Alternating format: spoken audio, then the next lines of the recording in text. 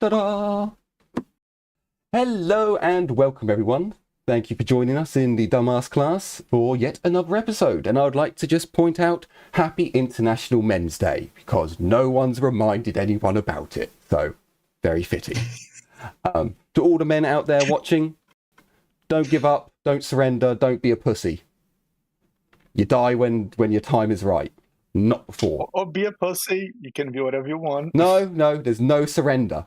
You don't give up, no matter how hard it gets. It can always get worse, which is just another reason to keep on trucking. But yes, hello everyone, and thank you all for joining us as we come back to another episode. God, I wish you would all have better names that a dyslexic person can read. Tig down. Good evening. Sorry, the worst thing in the world is for a dyslexic person to read names. I'm like, oh, fuck. Thank you very much for your comment. Just call them all Bob. Everyone could be Bob. So yes, in the last episode, Bob. for those of you who weren't here, we had a discussion with the Magos, whose voice had to change a few times, about which groups on the world could be trusted and worked with, and including some areas of interest that the party may want to explore next. I mean, that was pretty much the gist of it. There were also some items have been put forth to be traded. So I think all men know that feeling of being just disposable. Back to us. We actually had this conversation before, and we're all joking about it, but it is actually true. Sadness. You seem like you need a hug. I have warm showers. I have warm showers. They're all the hugs I need. No, actually, what we need to do is we need to fundraise a boat for this. I need a boat for them to go tap that. See, the thing is, by the time I had enough money for a boat, and I'm not talking about a rowboat, I could just begin my movement, just begin my journey elsewhere to warmer climates. So there was a big discussion last time with the Magos about different groups that could be worked with. There was also a talk about what the players could do in this facility. There's a large amount of space and resources here that they can utilize. I do at this point need to ask the group, what's your plan? Are you going to stay here for a little while and do some equipment rolls, some repairs, some other stuff, or are you going to leave so that you can bring the Sky Chicken back so you can do some repairs? I forgot we called it the Sky Chicken. Well, you guys haven't. We didn't call it the Sky Chicken, but the inbreds have called it the Sky Chicken, and it's. Oh Lord. I mean, what are you guys saying? Fuck. Last time we did say. So we have a rough idea of what we can do with the Sky Tower, right? So yes, I think the best bet at the moment is deal with the Sky Tower, get the engine seers, and then have that set up so we can do have them ready to go for the time skip when it can come around. But I think that's probably the best way to go at the moment is getting engineers for the Sky Chicken, reinforcing this place. Getting the Sky Temple on side, or let's get the Sky Tower on side with a lot more goodwill to us, as well as shipping out our totally willing labor force, so we can get this place scrounged up in an active working facility. Yeah, so as a reminder on that front, the Magos let you know that any of his acolytes who are with the Adeptus Mechanicus, so anyone from Riser, you can basically pillage and bring here. The mechanics at the Sky Tower, he has no problem about bringing on board. So you can, of course, do that. Bringing people from Izmir or a labour force of decent people. You might have to go to the Ployne outpost, because that's where you sent the decent Izmirians, the ones that weren't all fucked up. And there was a discussion about the Screaming Valleys, about what is there. And the Magos had some information about that. We're going to have to make a trip into the Screaming Valleys at the very least to try and clear your ship. The sooner we get there, the better, but I don't even know if we're going to have enough fucking materials to get there before time skip. No, so the time skips are entirely up to you guys. If you want big things to happen, you need to do time skips. Okay. But that is like raising the army and stuff like that. That's entirely up to you when that happens. There's just certain things that you have to have months go into a project. So if you want, there's a number of easier things that you can do, like bringing Izmirians over is kind of a simple thing to do. Going to the Sky Tower and talking to them is quite a simple thing. Same with going to the Adeptus Mechanicus. That's quite a simple thing. There's not going to be much that you need to do there. You just need to let them know your boss is alive and he wants you to come with us. And then you can... They're all quite quick and easy things you can do. Obviously, Cooney's ship, the mining facility, be a dungeon, basically. Yeah, they're going to be combat dungeony things. I did mention last time that if you wanted to do certain weapon upgrades and custom grips and things like that, they're all things you can do here. They just take a couple of hours for each job. Yeah. But currently, only Cray really has the ability to do that, whilst Cooney, if Cooney wants to spend, I think it's 600 XP to get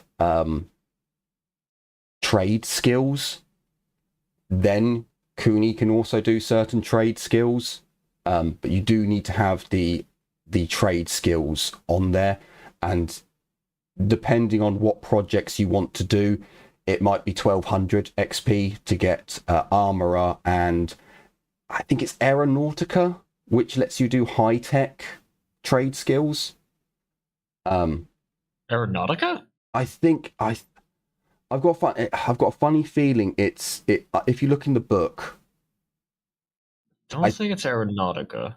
I think it's similar to that at the very least, but it will say under the description, this is for high-tech. It's not Technomat. I don't think Technomat's in Rogue Trader, is it? It could be Technomat. But when you look under the trade skills ones, like Armourer, it says is for making I don't think it says primitive.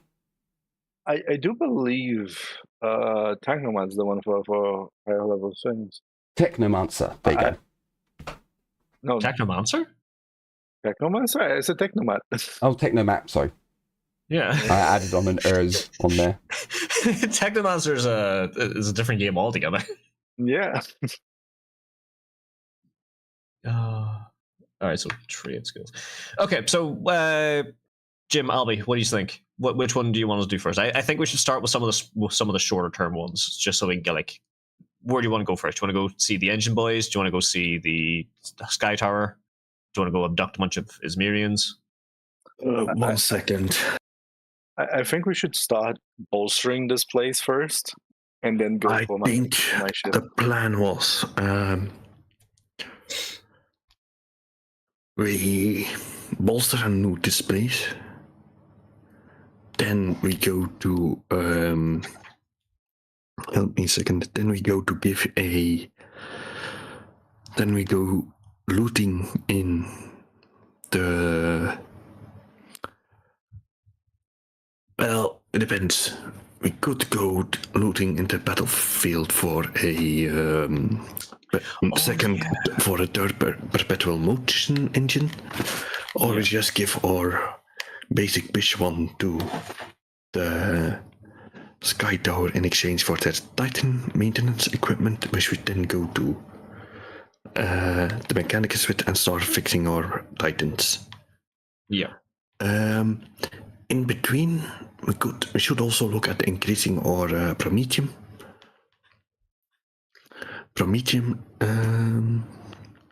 Hold me a second. Promethium production and but that's into mines. And we could go see to fix our plane. Okay. So basically, I would say the basic plan is perpetual motion engine to Sky Tower, equipment for Titan maintenance. We start maintaining the Titans to go liberate the weapon stock. We've also learned that Promethium is now accessible deep inside the core. Yep. And we could try to use the genetic things to fix the Winchesters or the Fetists to increase our clone slave labor.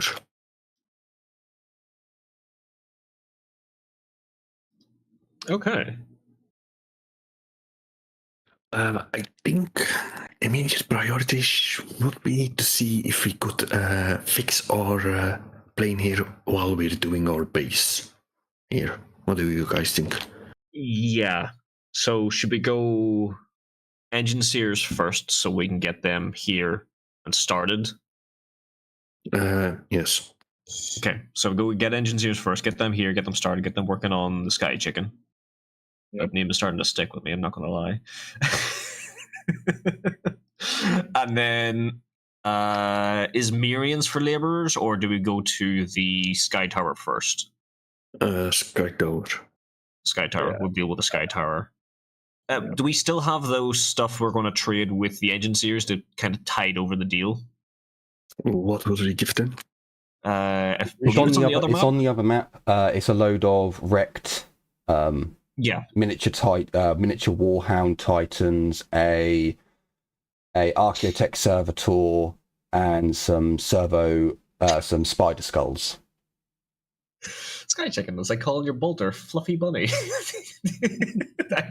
Kinda. I found my absolute priority list, so it would be expand the Promethium facility, fix the plane, the clone vets, but that might be swapped. I'll delay that one. Yeah, I've got to delay clone vats. We're going to need to find more tech for the clone vats. Okay, so, right. How about this? Engine seers first, get them going, working on the Sky Chicken, as well as the base itself. We go to the Sky Tower to get a hold of, to help them, hopefully get a hold of some, like, better manual laborers. And then we hit Izmir and get standard laborers as well. Oh, we're going to have to move the fucking medical facility as well. We're going to have to move the medical facility in here.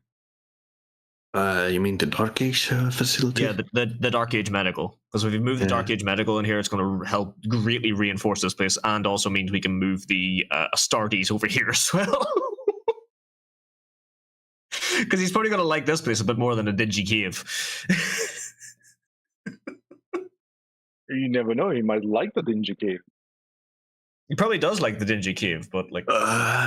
Question. I do think we have would need dingy warehouse over here. Go ahead. Sorry.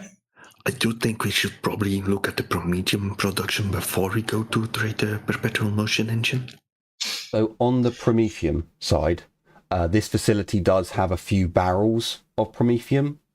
So you do technically have some additional time. You saw it when you first came here. There were a shitload of barrels.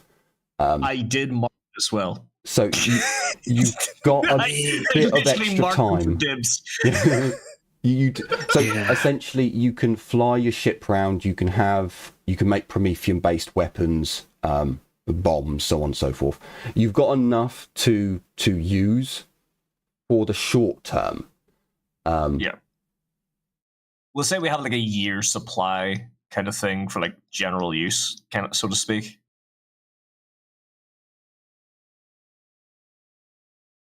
I'd say if you're using the Sky Chicken a lot, you could probably knock that down to like 3 months. If you use it sparingly, then yeah, you've got a lot longer. Because it is, the Sky Chicken is a shitty shuttle. So it's not very efficient, it's not very, but yeah, you could easily use the Sky Chicken for the next couple of weeks and it wouldn't be a problem for your supplies, but after that it starts getting a bit. You've just reminded me of one thing. If we can get a hold of a fucking Lehman Russ battle tank engine from the ruins, that's a multi-burn engine. Yes, which can not only be fueled on anything. So if we can get a hold of that, we might actually be able to upgrade the engine on the Sky Chicken and make it a little bit more efficient. I would need to do a bit of research on that. But it is possible because it's not a combat flyer, so it's not armored really. It's not having to carry. Excuse me, fucking nearly choked. It doesn't have to carry, although it is designed to carry a lot of cargo. So I mean, which is great because we really want to start looting that battlefield more efficient. Yes. But yeah, it is entirely possible, technically, for you to. It might be a bit dangerous. You might need to make sure you do some good rolls.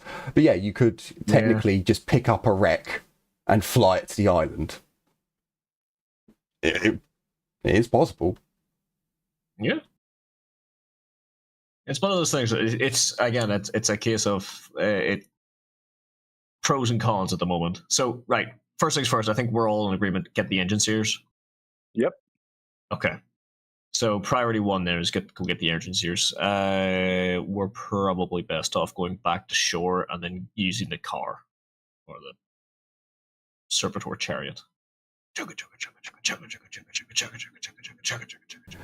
So, as we come over to the map, I don't know why it's so dark. Why is it so... It's very dark. Oh, there we go. Don't know why it was all the way down to the bottom. Wait, how big is this map? Jesus. What, the full globe? Yeah, the full size of it there, because I've zoomed out to like 10 No, and there's I have a big section for where I can hide stuff. Oh, okay, so it's actually okay.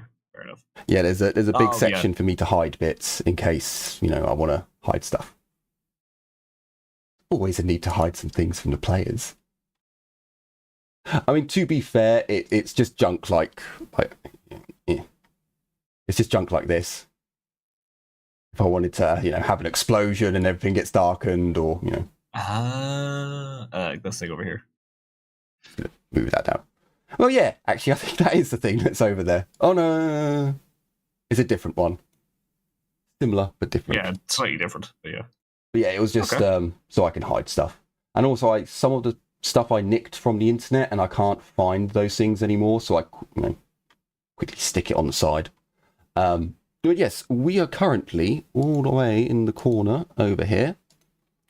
So as you prepare, you say your goodbyes to the Magos, who is going to stay here. He'll give Cray not a data wafer. He's going to give you some code, Cray, which if anyone of his people asks for evidence that he is alive, you can give this bit of data code and they'll immediately be like, well, you only got that off his living person. You could not have got it from a dead body. So confirmed, you say he is alive, he is safe. Sort of. This is my end code. This is my current logical statement. Also, this guy's name is Cray. I wouldn't have known that if I died 10 years ago. Exactly. So I can't remember if I mentioned this before. I'm pretty sure I did when you were coming to the island. So the island has a defense system. The defense system is still active. That defense system is the fog. So as you inform the Magos that you were leaving, he tells you that he will turn down the fog for a few hours. He gives you his comms, because this place would have a comms facility. Hang on. Which of us has the universal fucking communicator? Is it in the cart? it would be on your persons. You could give him that. I was going to say, at the moment, the communications array will not reach planet-wide. So once you get to the shore where the car is, you could communicate to him via Vox to be like, Magos, we're approaching, drop the fog shield. But if you're coming by the Sky Chicken, it kind of defeats the fog, because the fog isn't on the center of the island. It's like sea mist. It's only around the outside. Oh. Okay. It's like a donut. Yeah, pretty much. Which is, I actually, because I envisioned you were going to take the Sky Chicken over there first. So I was like, yeah, you can see the sea fog goes all the way around the island, but it doesn't penetrate this. Anyway. So yeah, he gives you his comm frequency. So when you are on the land, on the mainland, you can communicate to him.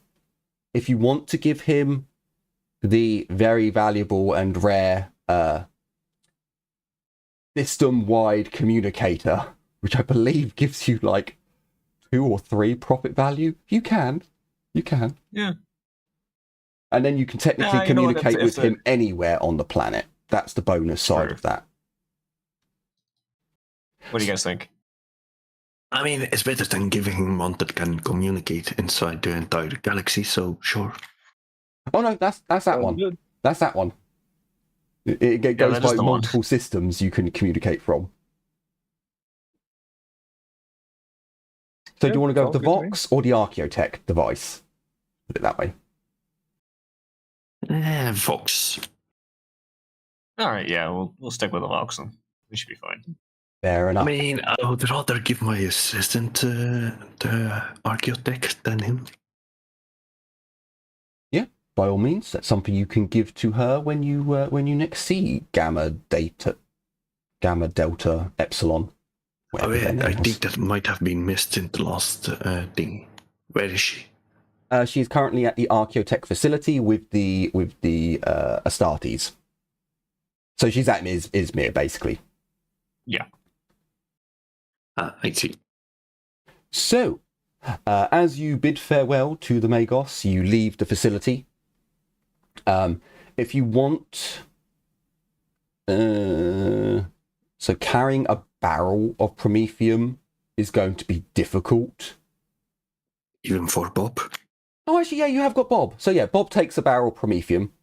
So you can refill the Sky Chicken. It will have more than enough fuel to do its trips if you want to use it. You get on your gunboat and you head off back to land. It doesn't take you as long now because the fog shield is down. It's clear sailing basically, and time wise it's probably like 11 o'clock, 10:30, 11 o'clock in the morning. It's not lunchtime yet. It takes you a couple of hours, so you're basically getting... I think it took you 3 hours before, so we'll say an hour and a half. So let's say it's 12 o'clock by the time you get to shore, back to the servitor car. I'll actually just move that token over there because you have rejoined with your car. The Izmirians on shore are still there. They haven't disappeared. They are overwhelmingly joyous to see you again. You only left them for a little bit over 24 hours, if that. They assist you in getting the boat back onto land. Well, actually, do you want to take the gunboat with you? It is handy for you can carry more stuff. I'll take it with me, or heaviest guns are on it. Yes, and you do have 2 of your heavy weapons on there, so okay, perfectly fine. I mean, wrong. Yeah. He's got a point there. So I believe hang on a minute, it's going to take a little bit of finagling. So I think that's going to be a day. And then you have... I mean, you are heading back to Izmir, so you can technically run late into the day. So that's going to be 80. Okay, so to get back to Izmir... Right, okay. So there's a question that needs to be made. Are you going to push it on the first day to get an extra square? Oh, sorry. Actually, that's a good point. Come back to here. Are you going to the Titan hangar straight away, or are you going to Izmir, getting Sky Chicken, and going to the Titan hangar? Sky Chicken. Also Titan hangar. I thought Titan hangar was the last thing we want to do. What? Yeah, no, the Titan hangars where the Mechanicus are. Oh, yeah, the Mechanicus. Sorry. Yeah. So, yeah, but are you going to go to the hangar bay with the Sky Chicken or with the car? It's going to take you longer to go with the car. It is going to take us longer to go there with the car. Yeah, but Andrew doesn't do we really want to show up with that piece of crap? Do you really? Yeah, they will, start asking a lot more questions if we have, the Sky Chicken ready to go there. So I think we just go there in the car for now. And we show them we got a boat. Okay, so you can move... I got a boat! You can move 64 miles. Move 64 miles. I'm going to have to say that you can't go through. You have to go... Damn it. This way. Like there? So 64. So you can move to... you can move... If you push it, you can... Because remember, you've only got a half day. Because it's taking you half a day to... So you can get... go like 32, right? You can get to here. That's basically a half day. You can push it to go an extra square, but then you're not having any time to really set up camp or anything like that. How far can we go in a day again? 64. 64. Right. So if we leave it here, we set up camp, we take our time to actually set up camp and stuff, set up advances and everything, then we can go the next day and push it to get to the Titan hangar. Good. Happy enough? Yeah, seems good to me. Okay. Right. Let me just do that. Okay. So, as you move down into the misty moors, this is an area which is very open, but very marshy. You don't have any problem setting up. You set up camp. However, in the night, there are numerous sounds of things. Monstrous noises. Most of these noises you've heard before. This could be herd beast being hunted. This could be the weird... I can't remember what I even called them. The weird worm things that devour things. These could be other creatures. What would you like to do?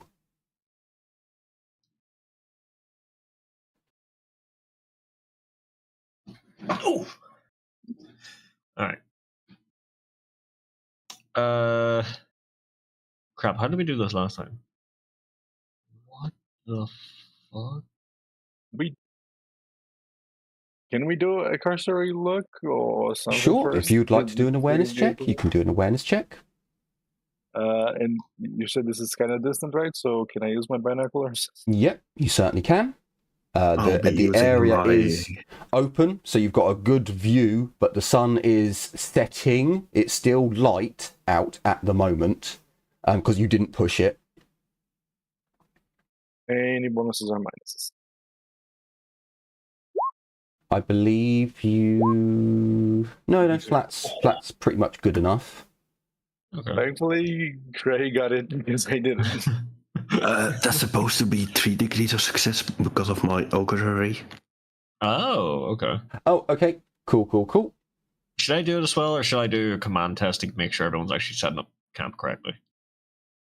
Do a command test.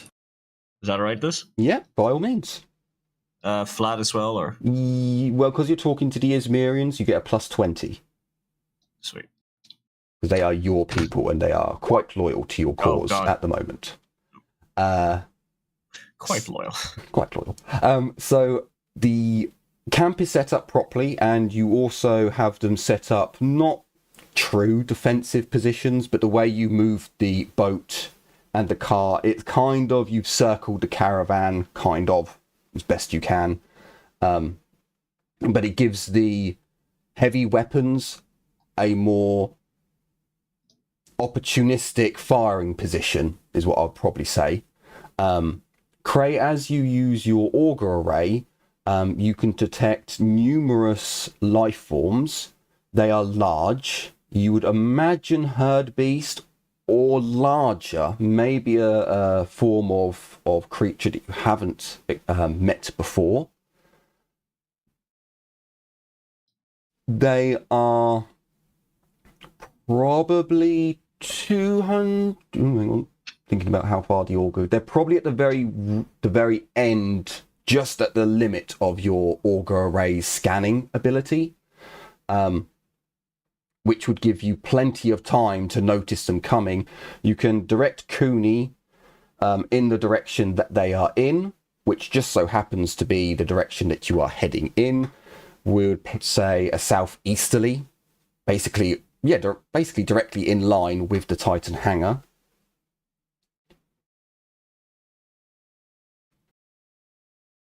Cray, you had a item a while ago with information about the flora and fauna on the world. Yes, I basically have the entire hunter's database of whatever, of all the Kleebles walking around. Yeah, so give me a... it is an intelligence roll. Technically, you can use your Adeptus Mechanicus roll because you are using the knowledge that you have from the book. 1 second. So I would probably also give you a plus 10. I have a perfect memory thingy. Then I will give you a plus 20 to your roll, which I think puts you at like 117 for your roll. So unless you get an actual 100, you can't really fuck this up. So plus 20, right? Yes, correct.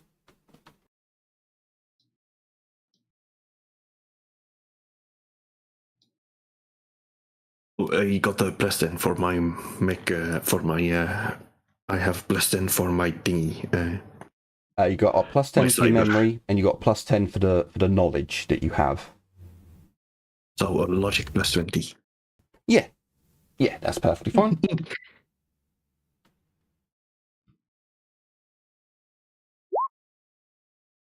Okay.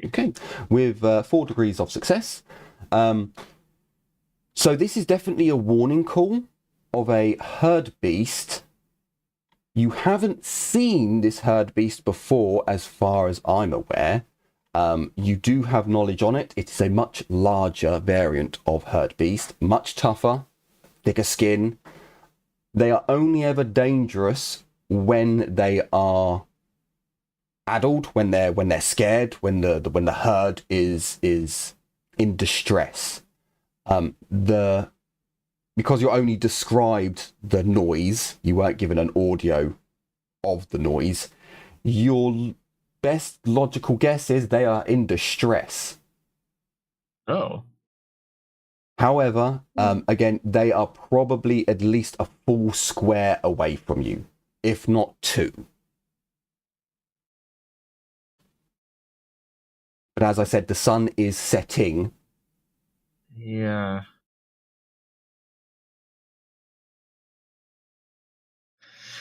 I don't. Do any of us can we see in the dark? I don't think so, right? So it's one thing to consider too. Not that I'm aware of. I think the only item that gives you dark sight are particular contacts and a predator sight on a weapon. I don't think you have that. That's another good point. Do any of us actually have like silent move? I do not have silent technically- move. I technically have silent move, but What do you mean technically? And I keep in do mind, have silent move, and it's maxed. So your weapons are facing, your heavy weapons are facing this way in the direction of where the noise is, where the distress noise is coming from. So you have set up your weapons in a very good defensive position. Is there anything on your Architect Servitor's augers? Because that's basically how what its eyes would be, right? The Archaeotech Servitor can detect things, even in low light abilities situations, because it does have. I will just double check. Can it even give us like a general reading? Like if it has like a type of thermal visual kind of thing, is it able to give it like even a rough like outline of like, okay, so there is something over there distressing the herbeasts, or is it just the herbeasts are distressed? Oh, so it can't detect further than Cray. Oh, okay. So right, it's only if you. I don't want to give you too many ideas, but it can detect things in the night. Okay, yeah, I am thinking the Architect Servitor is probably our best bet of a sentry, because I don't really think it needs to sleep that much in comparison to us.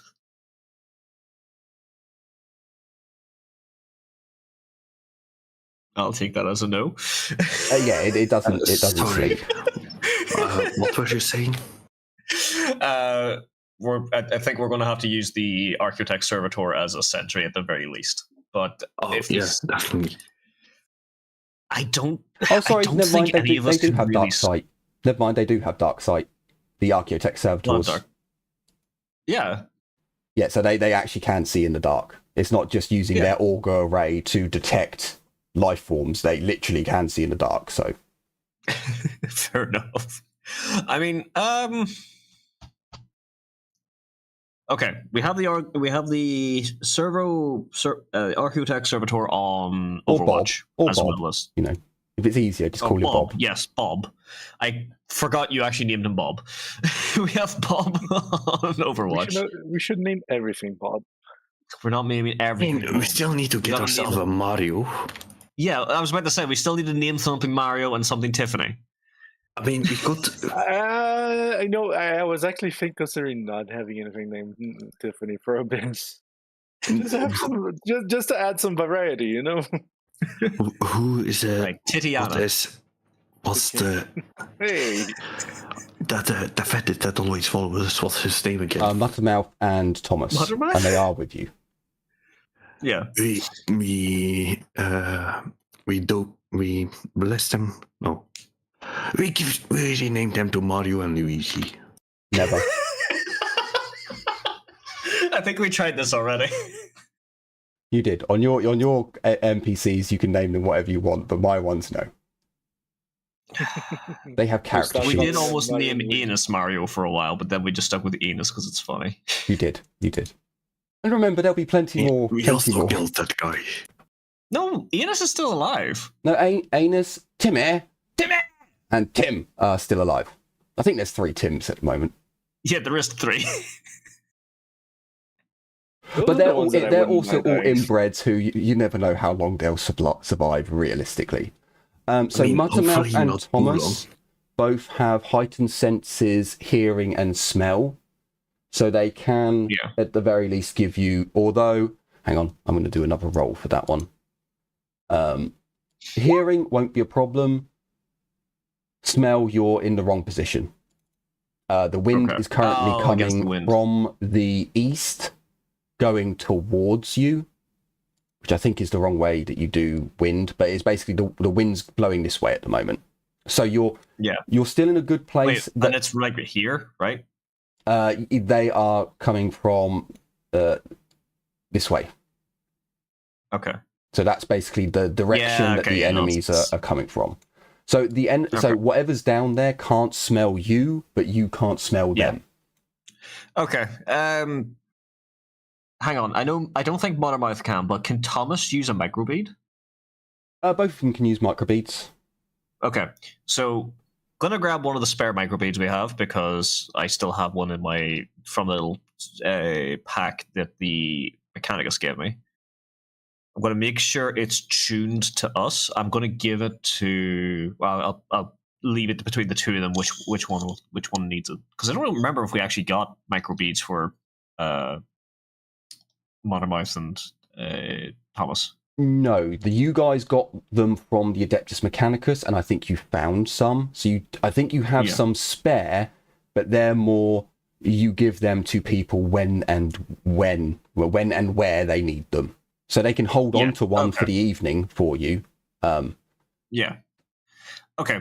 Are you guys happy enough with that? Or we give the two fetids the microbeads so they can do a quick bit of a scout for us.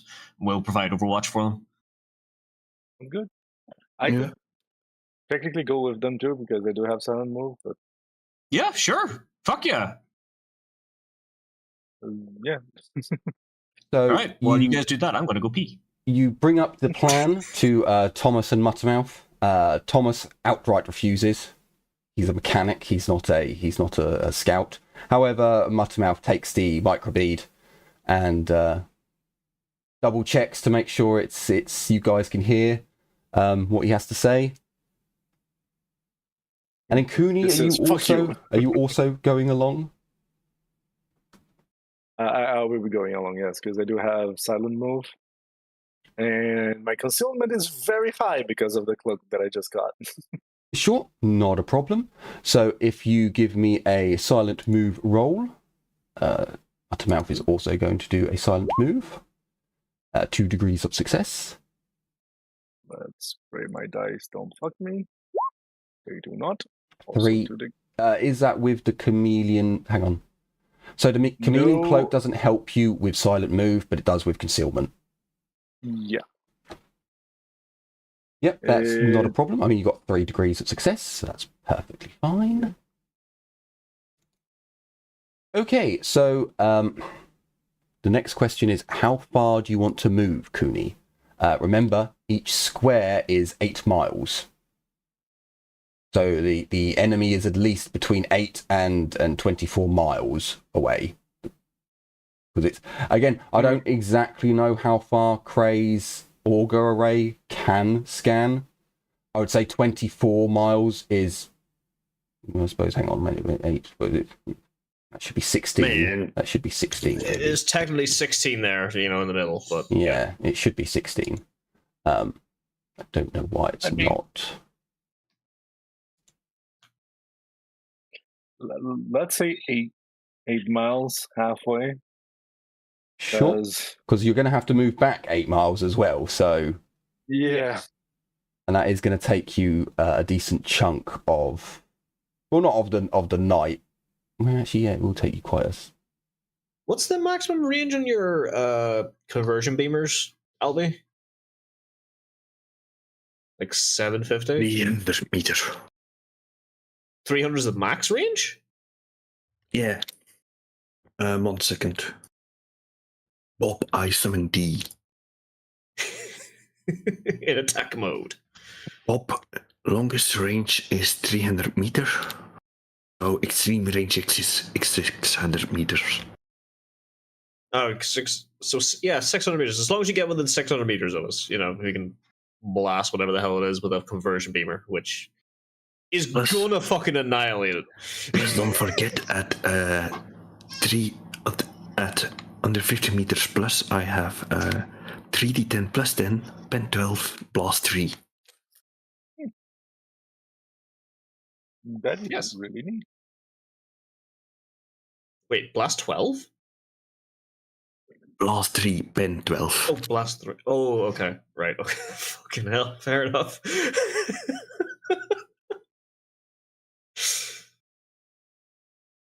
There we go. I fixed the measuring bit now. Oh, you got it. Yeah. Hey. That's only going to take us a day to get there, then. I'll be nice. Huh. I'll move you another square. You probably could have moved another square from the other one. Nice. So, Cooney and Muttermouth are going to move. Are we saying you're going to move half the distance, give or take, a square to half a square away, depending on what you see? Okay. I'll move half because that's safer for us, and we can get more information before they say anything else. Sure, not a problem. So as you and Muttermouth are going off, the sun is well and truly starting to set. By the time you get about your halfway point, there's still light. It hasn't fully set yet. But for you to go back, it will be nighttime by the time you get back to your vehicle. You can obviously push forwards if you need. If you give me an awareness check from where you are, you can get a plus. I think I said it was a plus 10 for your binoculars. Muttermouth cannot see anything, but I will. You got you got 6 Good degrees Lord. of success. Yeah. I was gonna say, I look. Moving forward was a good idea. I said so. Yeah. Muttermouth can probably hear the things in the distance at the very least. So Cooney, as you peer forwards, so I will. Is the token on the? No, it's not. So, Cooney, you can see a creature or a number of creatures. To be honest with you, oh god, I'm gonna have to. Oh, hang on. Is this may or may not be the one? I have to see what it looks like. Yes, there you go. You see a herd of these things. Oh. Just as a reminder, this is the normal herd beast that you are normally seeing. It is quite a lot bigger. And there's probably about 8 within the herd, and they are currently seemingly doing battle with these, the wandering parasites. God fucking damn it. Okay. I'm gonna just go wide-eyed, describe exactly what I'm seeing to Muttermouth quietly, give him the binoculars, point him exactly what I just looked at, and then I'm gonna phone back gonna phone back the the car and tell people what's happening. So in terms of where they are, trying to keep it on the line that I told you that they were in, the wandering parasites are from the other, are from, which way did I say the wind was blowing? I believe I said it was blowing offshore, so the wandering parasites are on this side. So the herd beasts got the smell of the wandering parasites. Other way around. Parasites would have got the smell of the herd beasts because the wind's going this way. Oh, so yeah, other way around. Yeah. But Cooney, what you can see is that one of the herd beasts has been wounded. Not from the parasites. It seems as if it's walking with a limp. The other herd beasts seem to have gathered around it to protect it. You can see that the wound, with like 5 degrees of success, 6 degrees of success, the wound appears to be festering. Oh. I'll mention this to our boys back home. I'm going to look at Cray. Anything you can remember from the databanks about these things? Is that something the parasite does? Cray, you would know that the parasites take over dead and rotting bodies, and that's how they take control of the creature and infect it.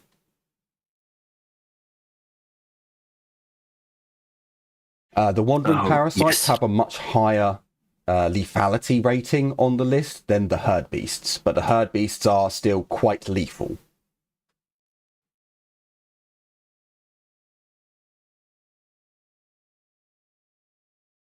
I share all this information.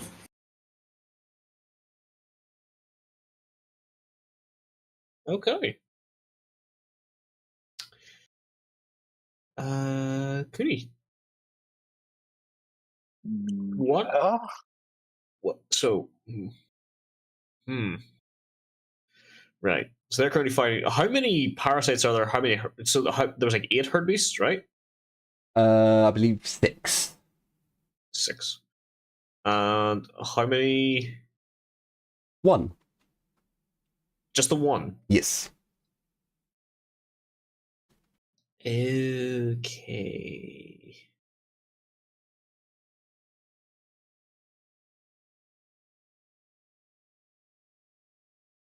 How far away are they roughly from Cooney?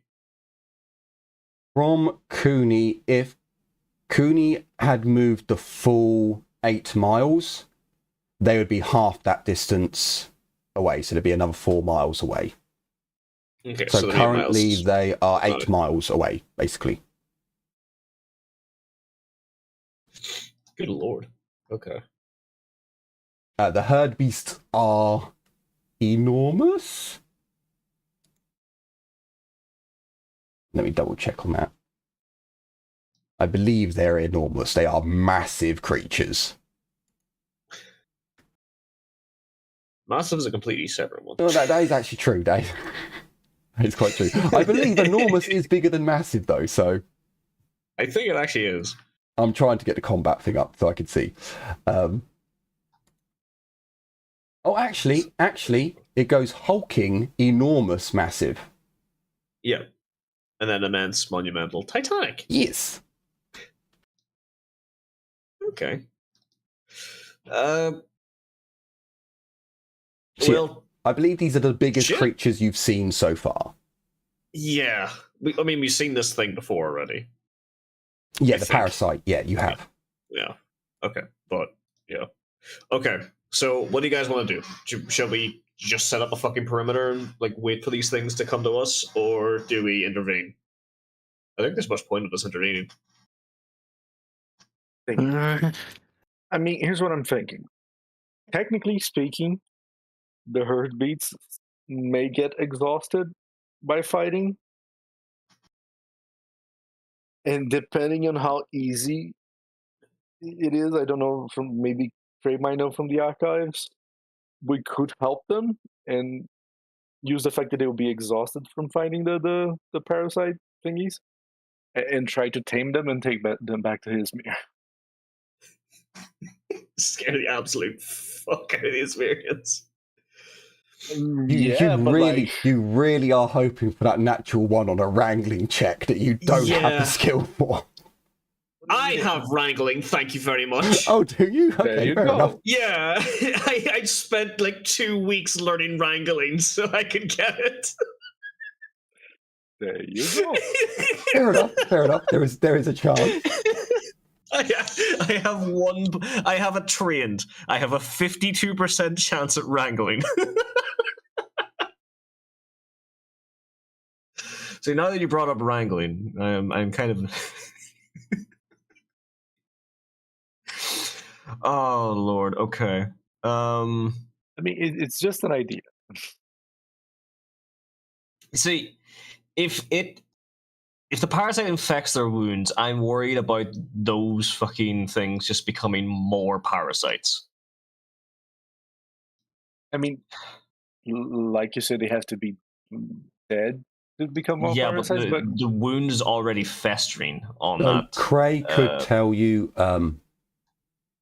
the parasite, it's not an instantaneous.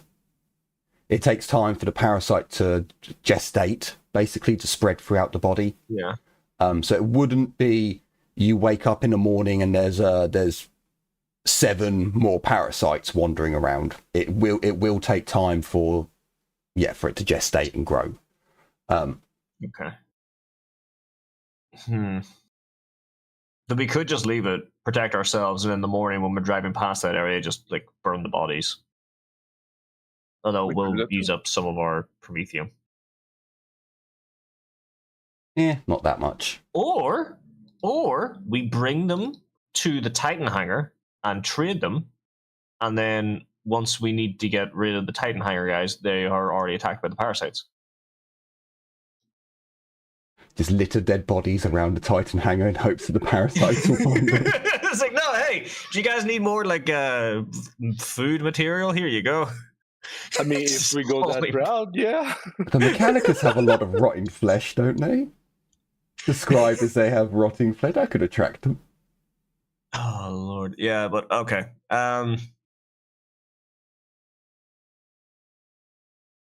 Oh yeah, that thing's attracted by rotten flesh, right?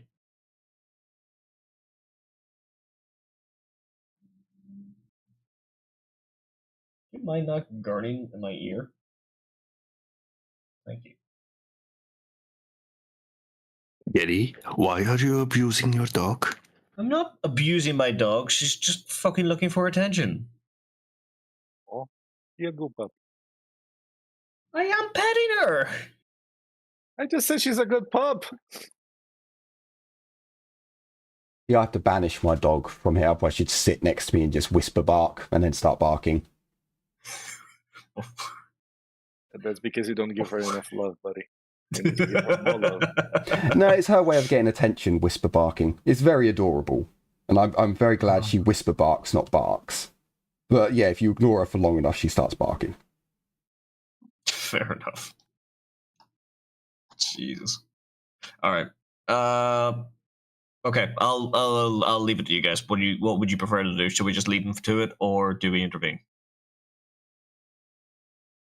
I mean, getting the oversized herbies would be useful in getting our agriculture started.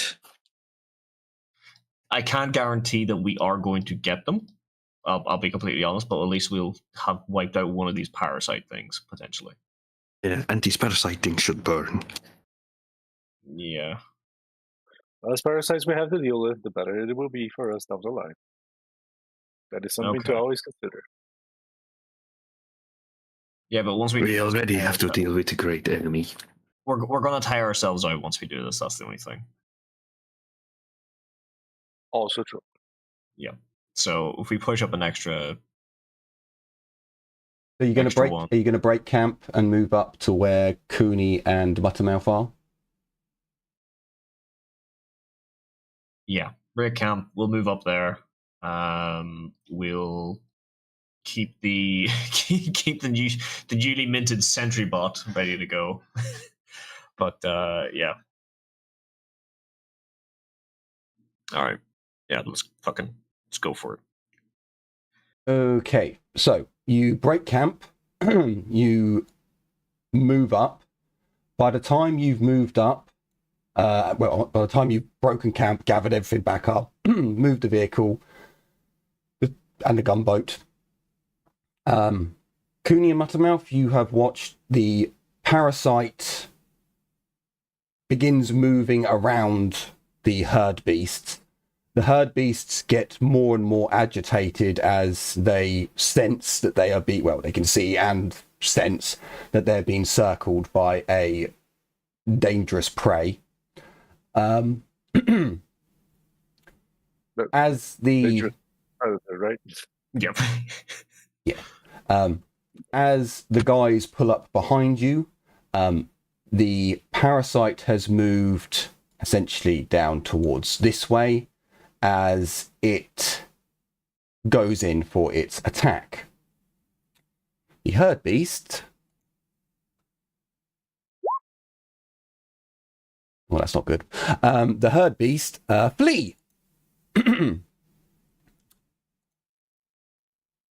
Actually, I'll do a scatter roll for this.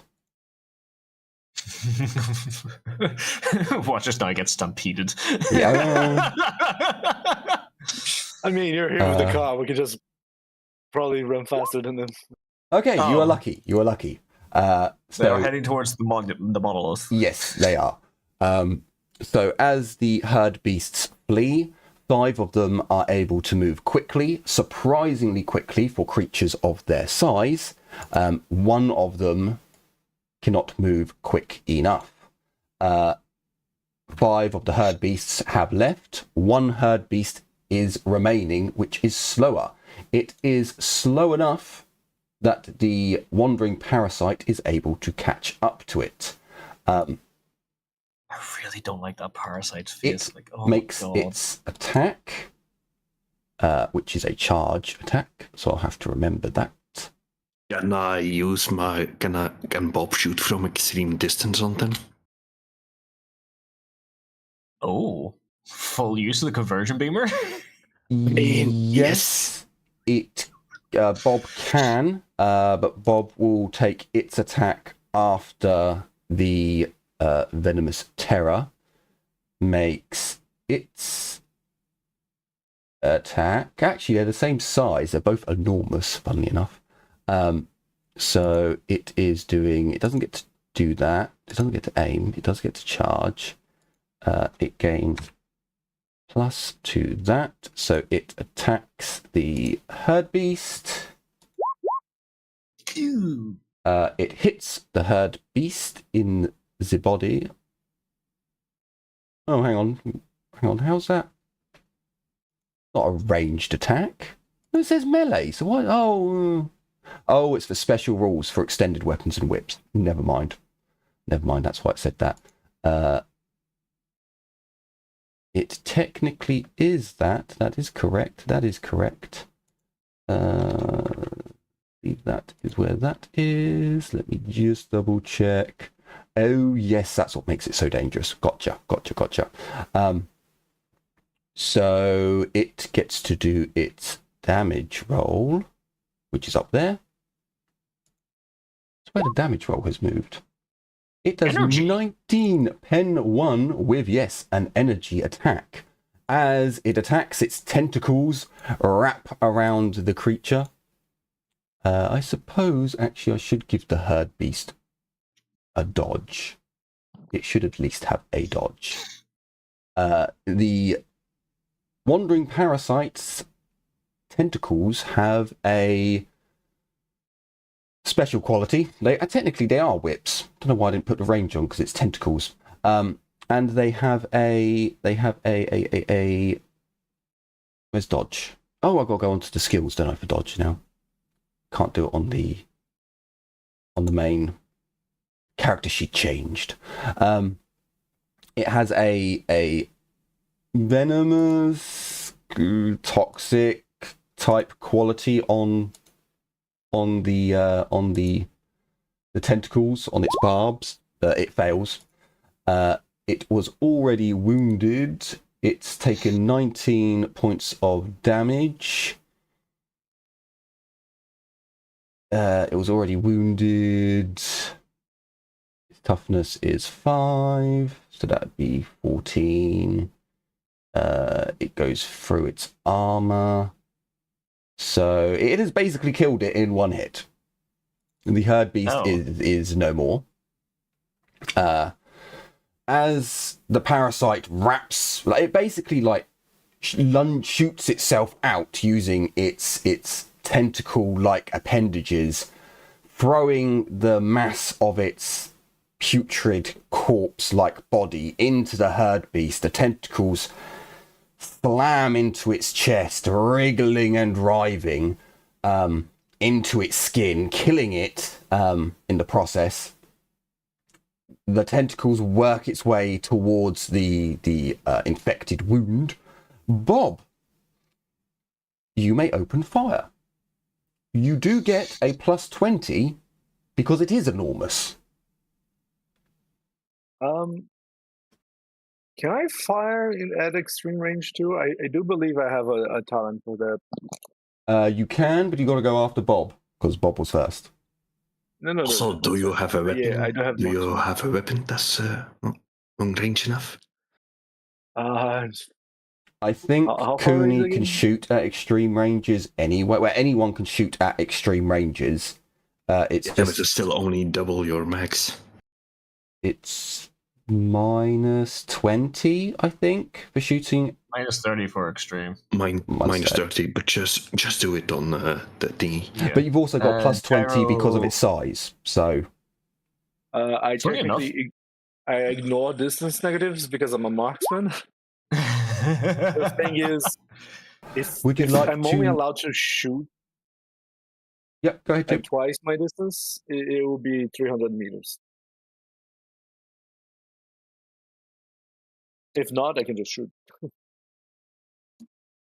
Yeah, if it's only 300 meters, then you're probably out of range. Because it is enormous, you have a very large target to shoot at. I'll allow it, but you will get a -20 for your shot. Not including the extreme range. Yeah, he doesn't take any modifiers for shooting past extreme range. So that's what I mean. Yeah, That's not. Yeah. yeah, So this is you're going to get a -20 because you're technically shooting further than what you're allowed to do. For anyone else, that'd be a -50. But because you're a marksman, it's only a -20. If you'd like to use a fortune point on Bob Cray, you can. Because he is your NPC, you can spend your fortune points on him.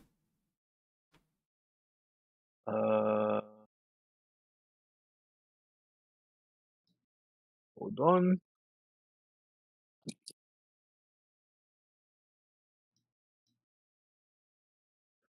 I'll spend it. I'll spend it, why not? Who knows when I'll get a chance to use this again. I should just So, remind me I need off my fear points again. Even though it's a plus 20 for size, I'm getting a -20 overall, right? Yes, because I'm giving you the ability to shoot at it past your range because it is enormous, but you're losing the. I mean, you got an amazing hit anyway. So 4 shots, by the way. I just need to check something on. Ooh, okay. Yeah, these things are more terrifying than I remember. So wait, so what does? Oh, it gains. Okay, so that's why it's got so much armor. Gotcha. And it's got this, which is for gunshot. The creature has +10 secondary strength gains, unnatural toughness ×2. Okay. Right. So technically, I know I haven't given you the bonus for it because it is in combat. It doesn't have eyes. It has a sensory organ. Technically, this would be a surprise, but it's not. It can sense you. It's just in the middle of attacking. Can it sense you? You are quite a long way away. You're super far away. Yeah, you are though. super far away. Would it be? And you are down from, and you don't have any. Oh, maybe you should have added +20. Think because it doesn't have. Again, this thing. Oh god, this was a creature that I kind of regret making because it has strange physiology. It doesn't have a head. It doesn't have a body as such. Because it is technically a fungus. Yeah, I probably should have given you a +20, to be honest, because it would have been a surprise, but technically you've also both hit. So, yeah. Although Bob's first attack would have hit. So, Cray, regain a fortune point. Give yourself that back, because you technically should have. So I'm not used to you guys firing at such ranges, and it is attacking something else. So its attention is on that, and again, its sensory organs can't detect that far away. And you don't have any rotting flesh, so yeah. Oh, hang on a minute. Have you got any rotten food on the cart? Have you left any food in there that isn't salted? Someone should double check that. I don't think so. If there's any, Also, the thing is, if there's any meat in there that is not recently. salted, then you may actually have some rotten stuff, which means you won't get a +20. I didn't invest. Would he be able to sense us in over 300 meters away? If you have rotten flesh, yes. We do not. I don't. We do not. Because again, you've had all this We have meat. MREs. You've had all this meat in your cart for a long time. I know you salted a lot of it, which would stop it from going rotten. But if you had fucked up and left a hank of meat in there, well, that is rotten, and then he would detect you. But if Geddy is true, then you do not. Yes, so the creature did not detect I just you. looked at it. Good. So we have bags of razor wheat there, which is not rotten meat. no, that's not rotten meat. The creature gains natural armor by 1d5. I'm guessing I already writ that. Which is why it has No. That much. Okay. I do. So, so Cray, you regain your fortune point because it cannot detect you. Cooney, you would have got an extra plus 20 for the surprise. Plus 20 or plus 30. Right. So, Can I roll Bob, damage? yep, Bob, if you roll your damage, and then Cooney, if you roll yours. Unfortunately, you haven't hit it in the head because it doesn't have a head. That's okay. I do want One to hit check for me. just one Yes. thing. What's up? No, I don't think I have it. Because I do believe there are, you might not even see in Rotator, but I do believe there are talents for attacking creatures that are unaware of you, but I don't think I have that, so I'll just roll damage. Also, sorry about the noise. No worries.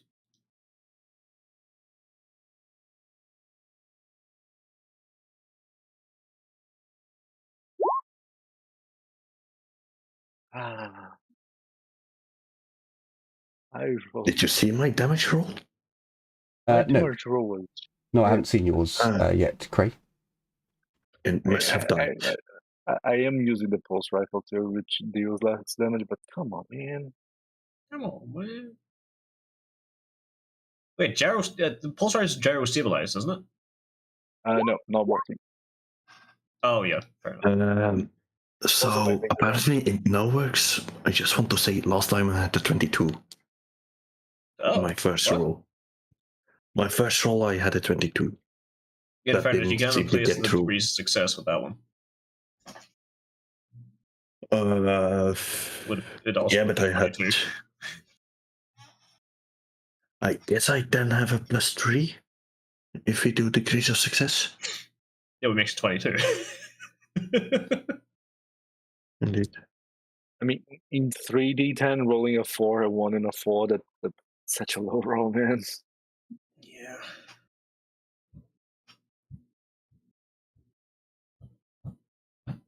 Okay. So, Bob lets loose a beam that strikes the creature.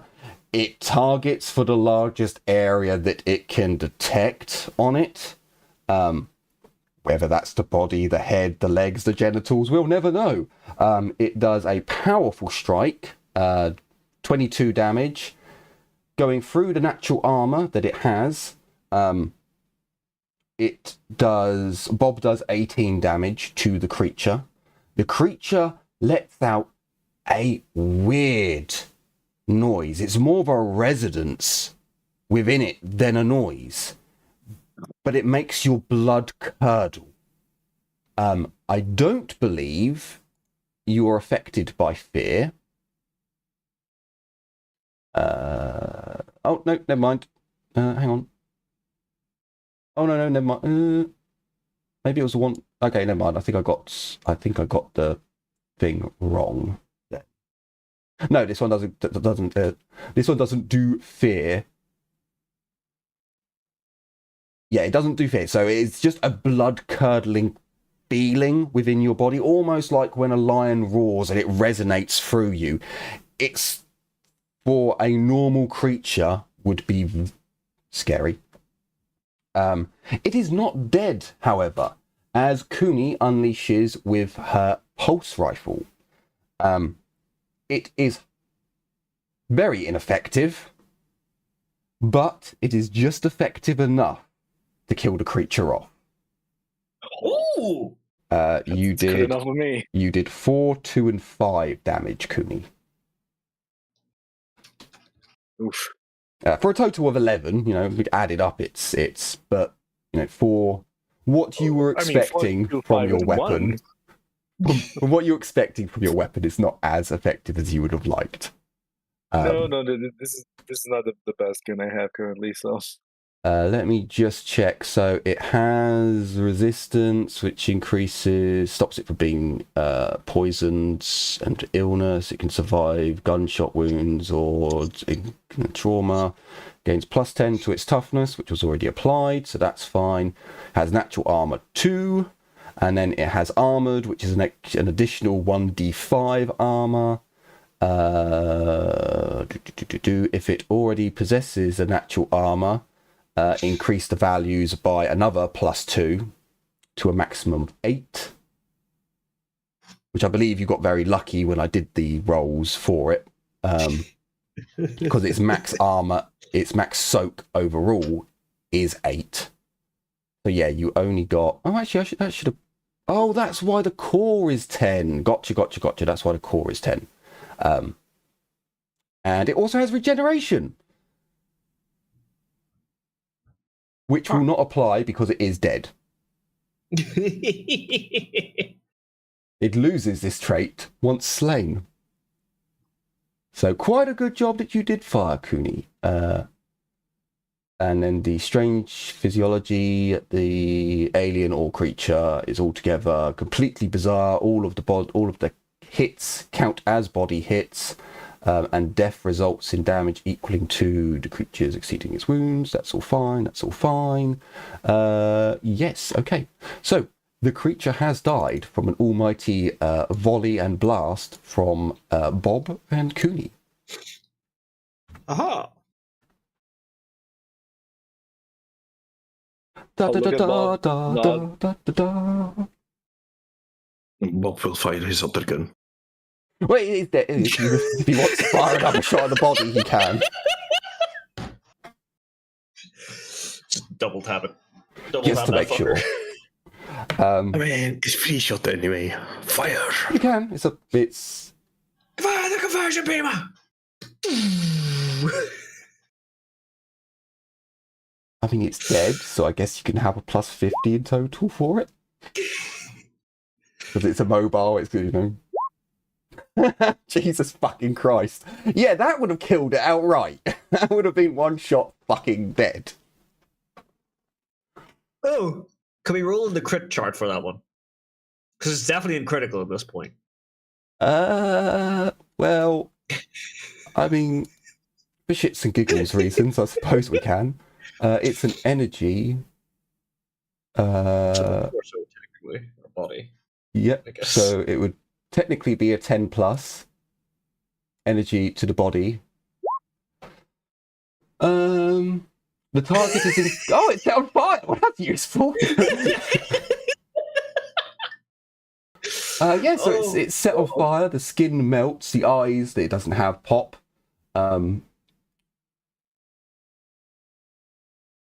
Pop like superheated eggs. It falls backwards. The target's charred carrying... Well, yeah, luckily it doesn't have any ammo, so there's no 50% chance of it exploding. Although, hang on, it's already probably rolled got some it. pustule gases. Yeah, it rolls it for you automatically, just in case. But yeah. So, yeah, I mean, it sets on fire and is cooking nicely. Perhaps, yeah, there is some additional spurts, because it is a rotting corpse. All creatures within 1 meter of the target take 8 explosive damage. The herd beast has also been obliterated. You won't be getting anything off that. I mean, it was infected, so... Did you really want to eat It's it? only blast 3. Oh, good point. It's It's also got it's also got blast. So yeah, that actually did. The herd beast has also been exploded. Because it's also taken damage. I mean, it got we blast 3 basically just- twice. Yeah. I'm just trying to remember. So yeah, blast does extend the radius of the attack. So yeah, it also took 34. Sorry, not 34. Took 22 points of damage, and then 30. Yeah, the herd beast is no bomb. We just created a bonfire 4 miles away from us. Pretty much. Yeah, pretty much. Utterly annihilated would be the correct word, I would say. So you can hear the sounds still of the stampeding herd beasts, which, just in case, if you hadn't have engaged, it would have been randomly if the herd... So it was random if the herd beast ran or fought, and random which direction they went. So Okay. they ran. They could have stampeded towards you. That was the if you'd not engaged. So at this stage, it is nighttime. I'll be nice to you, Cooney. You fired just as the sun was setting. That's when you pulled the trigger. Just as the light was fading. I mean, technically, if I had negatives from nighttime, I think I would still be okay. You probably would have, because I think it's a -20 for darkness. It might be a -30, but then with all your bonuses for you probably still would have hit. It But still would have for landed the hit. fluff Yeah, reasons, it's as the sun was going, just as the fading light, the last bits of twilight, you got the shot in. We were supposed to get a +22 because of surprise. So if a -30 would go down to 63, I would have +5 degrees of success and plus mine from the talent. It's still a full auto and only 4 shots, so everything was fine. I rolled a 5, man. Like, you can't take this from me. This is true. You did get a 5. So as the creature is dead, there's the sound in the distance of some poppings and explodings of the gases within it. You all prepare to go to bed, pretty much. Yeah. You haven't set up a camp. The vehicles technically are not in an ideal defensive position, but Out of safe. curiosity, yeah. this is still we did not sleep yet at all. What? No. Did we sleep yet or not?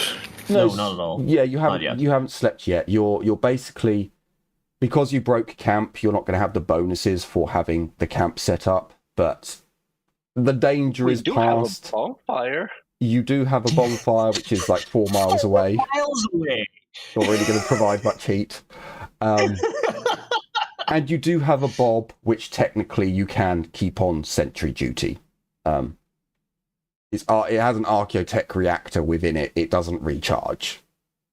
You know, not for a millennia at least.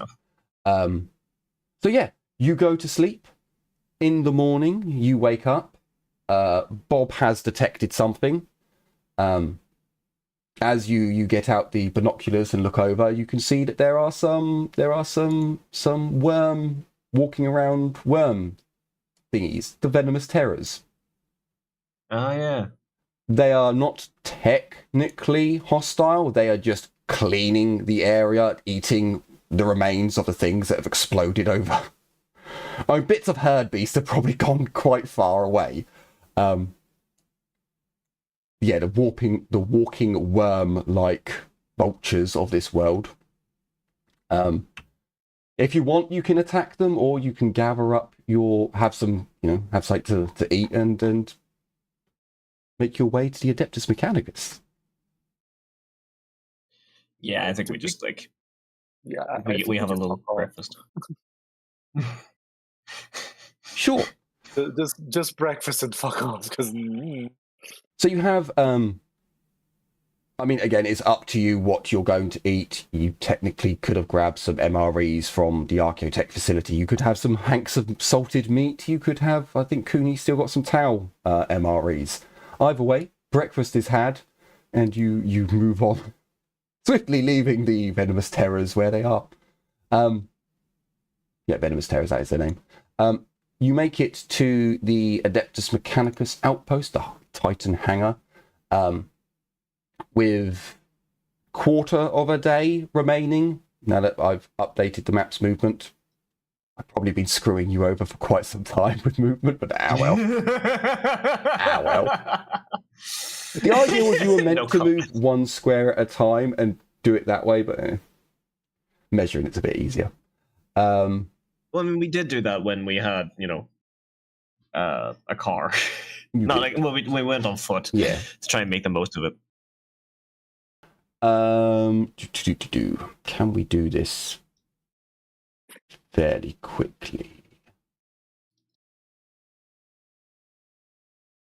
Is there... So, you've got How long has everyone got at the moment? I'm good at the moment. I have an hour or so, or longer. Jim, you good? Yeah, I'm good. Okay. So you go to also just to the. I'm just going to tell you the grapple hawk that has led you to certain places and been around. That stayed on the island with the Magos. Yeah. Just as a. Is that Why straight did still brain here? transference onto the grapple hawk? No, Although it is just familiar, so yeah. Yeah, it's not. It doesn't have a big enough brain capacity.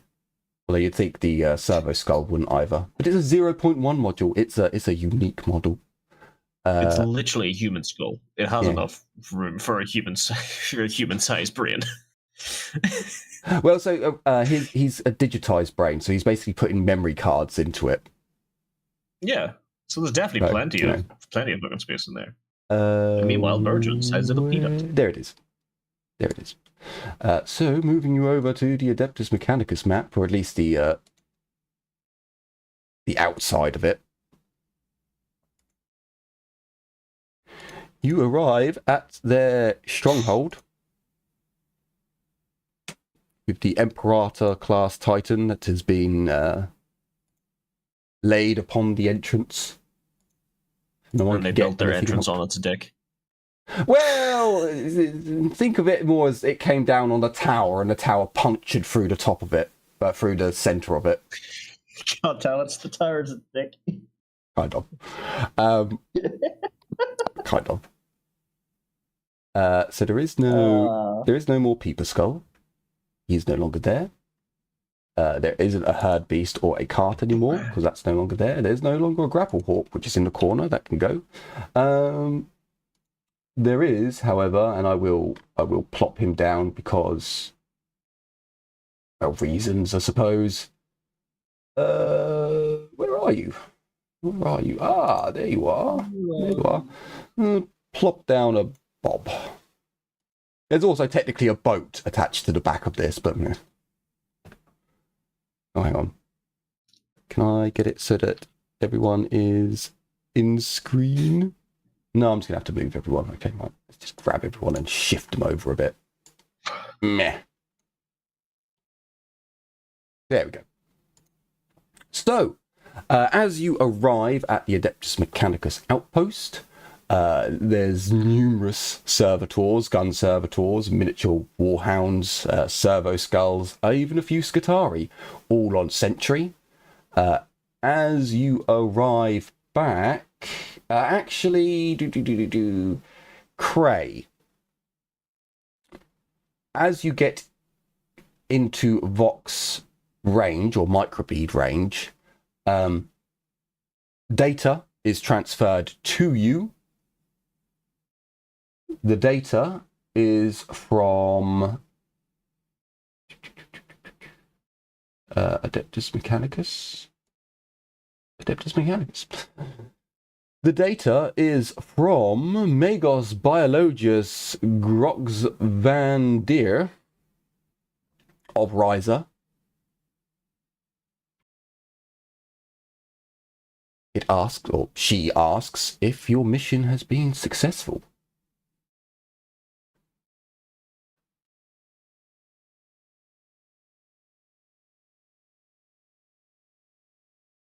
Great. Sorry, my internet got out. What did you say? The Magos Biologus from Riser sends you a message across the Vox bead.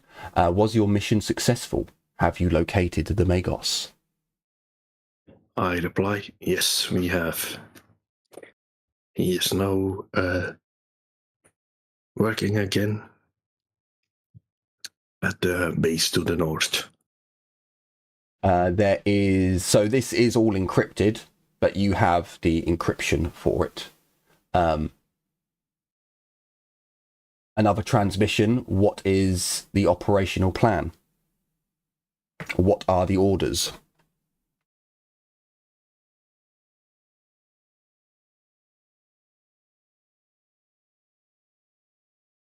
He has given orders to get our Titans operational because we need to secure a very important weapons cache. I did not want to say more on open frequencies. Question mark, question mark, question mark. Confirmed. From Riser. So Engine Seer G-707 will meet you at the entrance.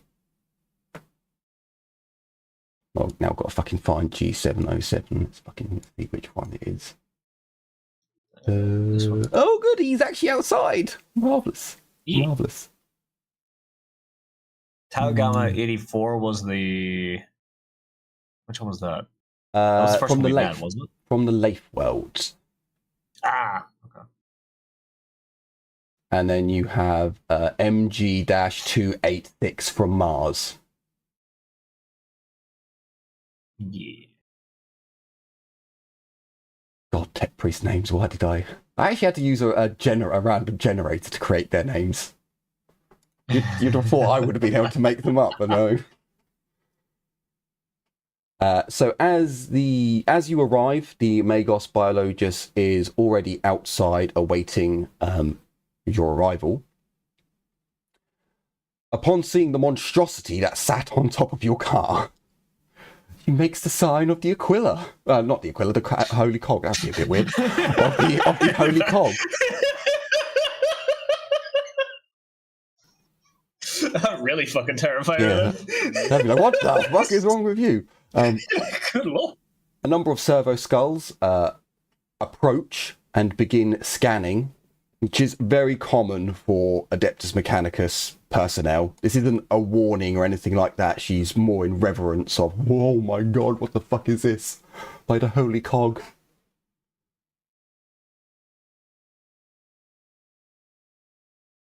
Gives a disdaining look towards Cooney.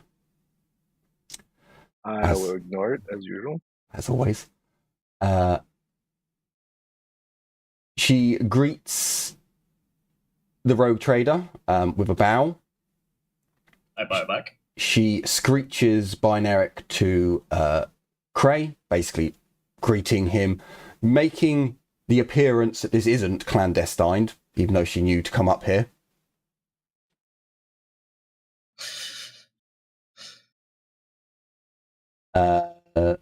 She would, well, technically, Tau Gamma isn't here.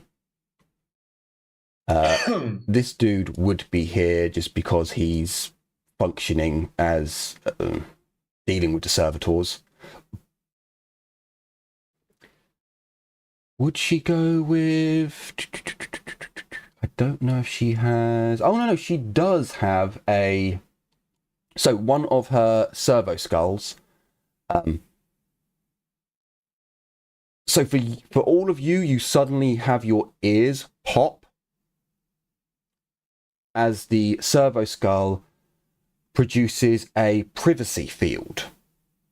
So currently there is an energy, I believe this is what happened last time. There's an energy field that covers you that prevents people from listening in to your conversation and prevents, if you were bugged, the bug cannot transmit outside of the field. Greetings, rogue trader. Acolyte Cray. Your message.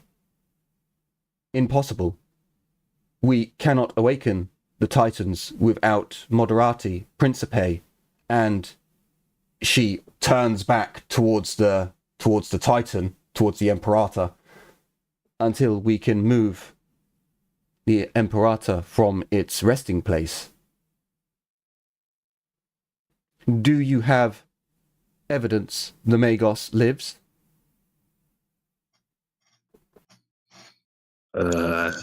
Nudge Craig. I guess I can set up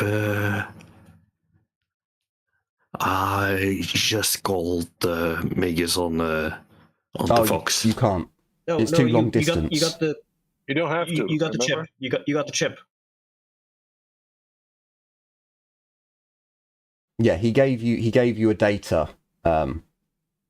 scribe, a data chip.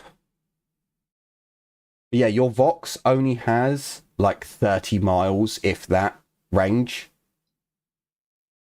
That's why they wanted to give the Magos the intergalactic communicator. That's why the Imperium uses. I did get Also, his we're in a keys privacy right. field. Yeah, you can give the key to the biologist, and that's to confirm that he's alive. But yeah, you can't talk to Yeah, him. I'll just give the key then. Yeah, I was going to say we're also in a privacy field, so the Vox communications aren't even going to go out. Yeah. The trans-dimensional doohickey, well, I don't know, that might work, but she takes the data wafer, the data key off you, inserts it into her data slate, and again makes a sign of the Omnisire, bows her head. All is not lost. We still have our leader. This is reasons to celebrate. But I am still querying your suggestion. Prepare the Titans. We would need far more time to accomplish this feat. Have you found? And she, even for a Mechanica, she gives you like a, that's impossible. Principes? Or princeps, rather. Principes, princeps. Not yet. Oh, and this is in low Gothic, so everyone can hear it. Understand it. Yeah, that's what I was going to state. Was at the moment, no principes yet, but some ideas for the future. Time is in abundance at the moment, for the most part. Then you have secured heavy anti-grav lifters to assist us with removing the Imperator.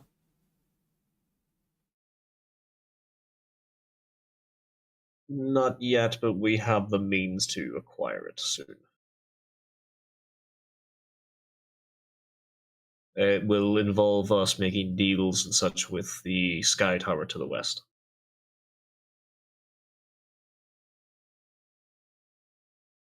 Then, query, why are you here? Craig, would you like to explain it?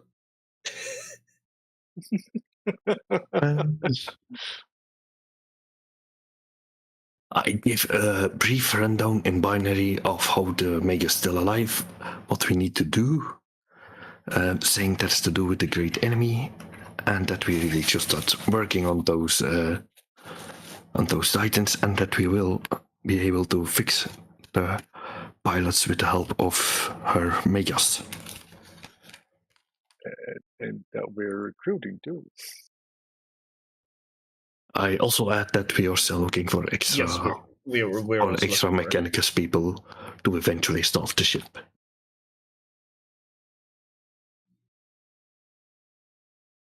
Her cybernetic eyes begin blinking in a loading pattern. Data transcribed. Understand objective.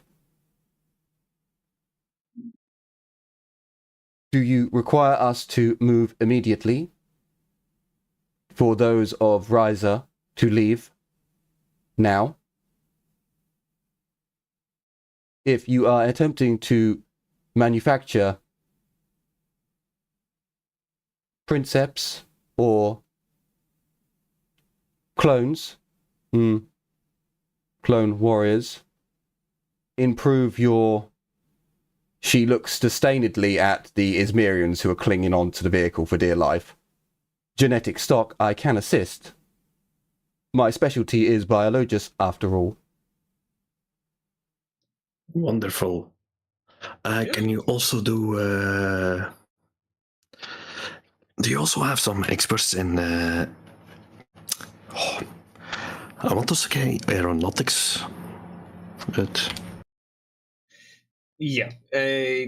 what's it called again? 1 second. No, aeronautics is probably the best bet. Yeah, it's Aeronautica, that was the word. advanced crafting is basically the she replies in the affirmative.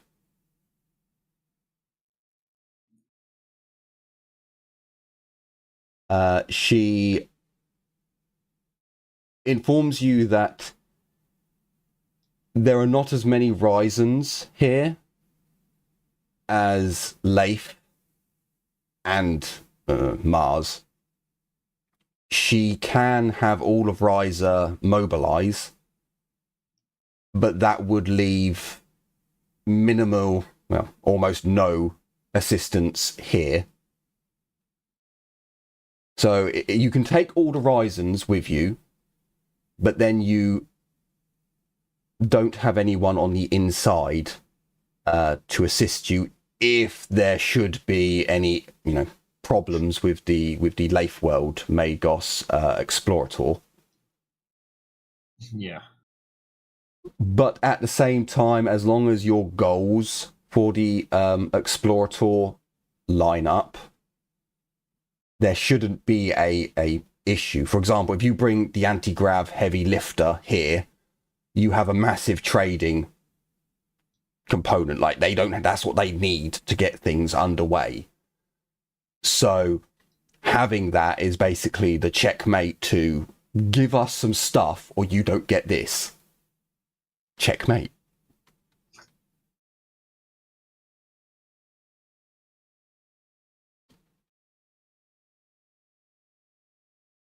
Okay. Right. Well, I mean, we did bring materials as well to sweeten the deal, basically, as well with the Lathe Worlders. So if we can communicate with the Lathe Worlders to kind of explain that whole thing to them, of like, listen, we have some materials and stuff. We need some personnel for our new fortification. I was wondering if we could take some of like the I wouldn't mind leaving 1 or 2 people here as kind of like a, in people, but it really depends. Like, what the hell can we even leave here? Like, how many tech priests and stuff are we kind of expecting to get out of this? So tech priests are limited here. There's not that many. You can get the Magos Biologus. You can get an Engine Seer. You can technically get some trans mechanics, which are basically actually no, he's a trans mechanic. He is a tech priest. He for some reason doesn't actually have a fuck it, we'll say he's from Ryza. Because I haven't actually given him a world, so we could say he's from Ryza. That's fine. So that gives you 3 Ryzen tech priests. They do have some tributi. There are some servants of the Adeptus Mechanicus, essentially. These are people who can be trained up into tech priests. There's an unspecified number of them, and they are technically of Ryza, Leif, and Mars. But they're perfectly fine for doing odd jobs, for doing small maintenance. They cannot make stuff for you. Yeah. The only ones who can do that are the Engine Seers, tech priests. In fairness, if we could get some of them, they can literally be taught how to do the maintenance and stuff on it. So while it's God damn it, how do I put it? We'll have a bunch of fucking what do you call them? Apprentices is another way you could put it. Yes, apprentices. That's it. I was trying to remember the fucking term. It's not interns. It's apprentices. Trying to think. What do you guys think would be best then?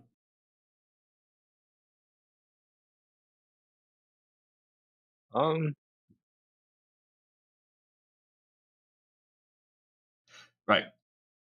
what about this? Okay, we broker a deal with the Lathe Worlders that in exchange for some of the tech and stuff we're currently carrying to trade with them, we deposit. We deposit some of the tech and stuff we get.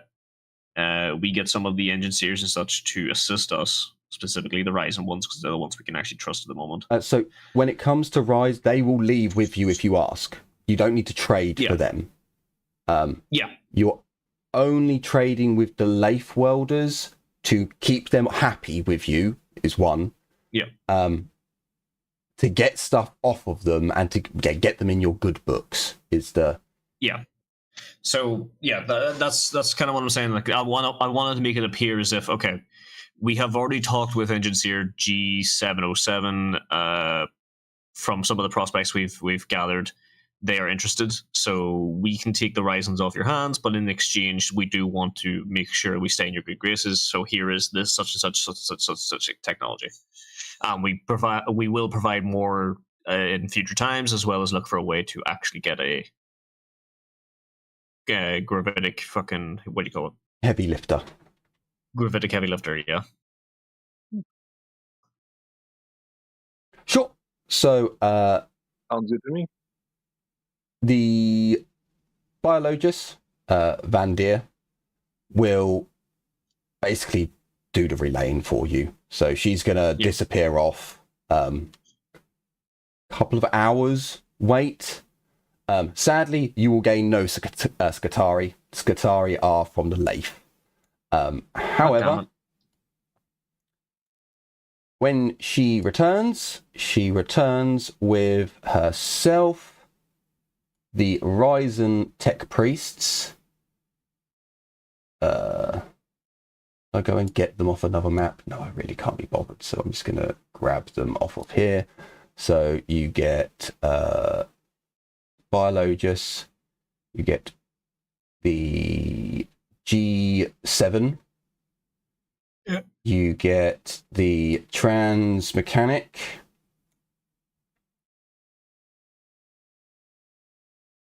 and you get some of the where is he?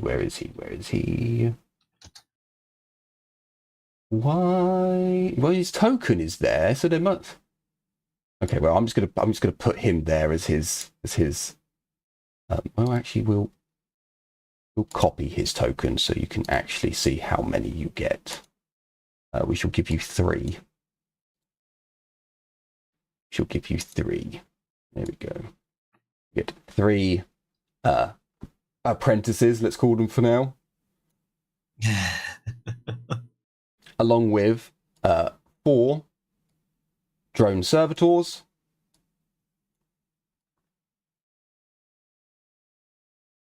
and 3 combat servitors. This is essentially removing pretty much all the Ryzens from the place. However, she will inform you that most of the servitors have Ryzen programming in them, so they still have eyes and ears kind of in the facility. The Magos Explorator, sorry, the Magos it is the Explorator. The Magos Explorator is too busy to meet with you in person. However, the Archaeotech Servitor, the Spider Skulls, and the Miniature Warhound Titans are very much appreciated. He gives his blessing to take the Ryzens with you. He holds you to a honor debt that you will bring the anti-gravitic heavy lifter to assist them with the Titan. Mm-hmm. And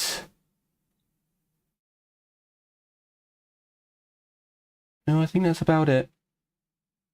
That's basically it, yeah. He's a bit of a bastard in how he does things. He is also on the quest for all knowledge. But would he actually give a fuck that you're taking the Risens? Like I wanted to phrase it in such a way that we are taking the Risens off his hands because I know like they clash a lot. So yeah, We're fixing your issue. yeah. Like again, he's more true Mechanicus, so he has no pleasantries about him, and he's very high up, so he's very augmented. He's got no pleasantries. He doesn't really deal with humans at all, or normal Imperial citizens. Yeah, there wouldn't really be any pleasantries that he adds on. He just holds you to a debt and an oath to assist them with future endeavors.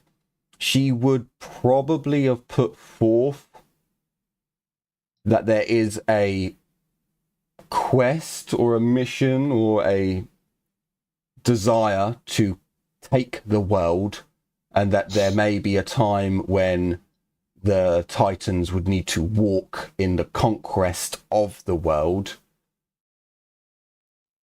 He would agree, but there would need to be severe terms negotiated at a later date.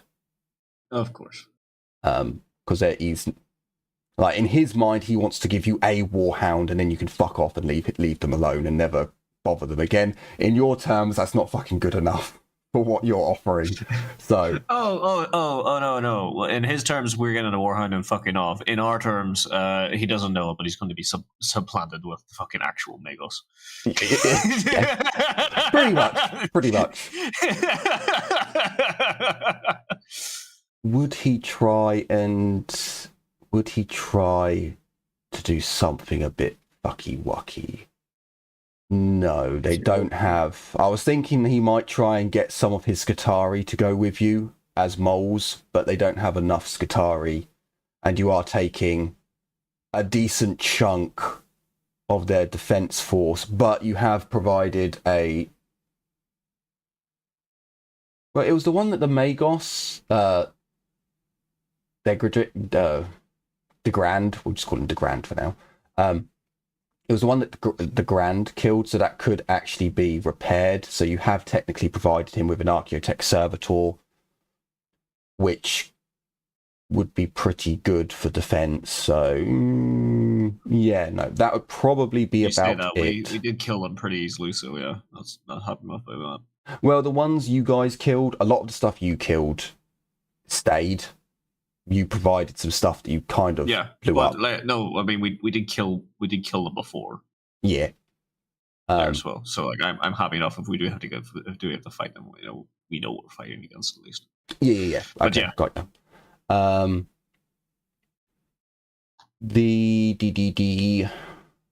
The Risens provide their own vehicle. Nice. And look at that, it was already on the map for me to acquire. Oh. Would you look at that? It's already there and waiting. How many servitors do they have to stick in the front of it?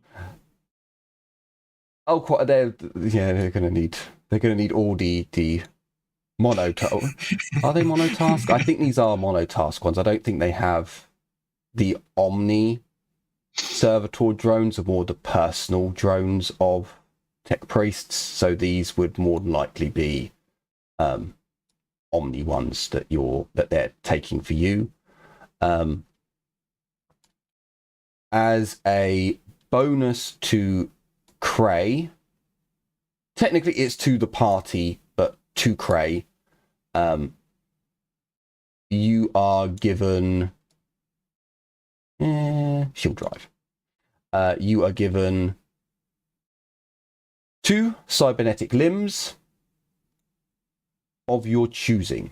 So you can have 2 arms or 2 legs, and these are of good quality. Ooh. Sorry, you can have 2 arms or 2 legs, or an arm and a leg. So you can... they're for some reason going behind. So you can add on, you have 2 cybernetic limbs of your choosing, of good quality. Technically, Craig can greedily steal these things for upgrades for himself, or you can hold on to these things for when someone loses a limb.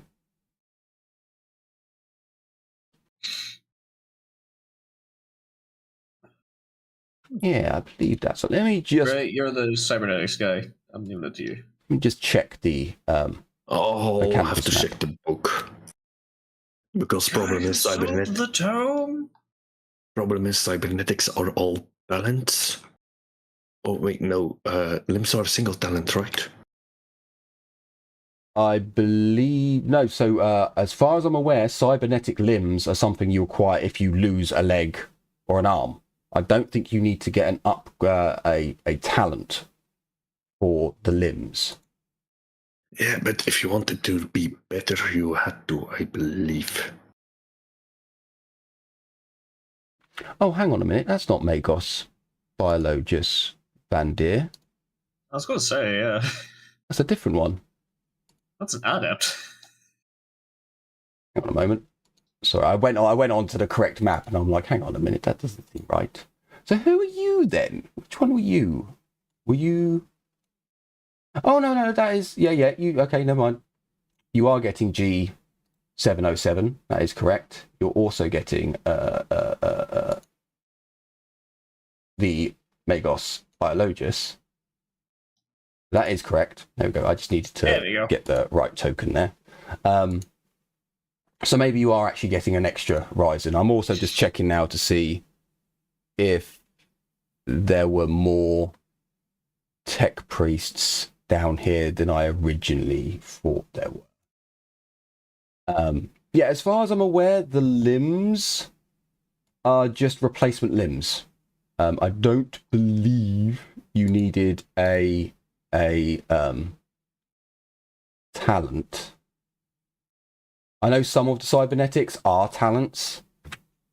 But yeah, as far as I was aware, you can replace your limbs at any time. Well, yeah, you could replace your limbs at any time. There we go. There's the trans mechanic or the scribe. Well,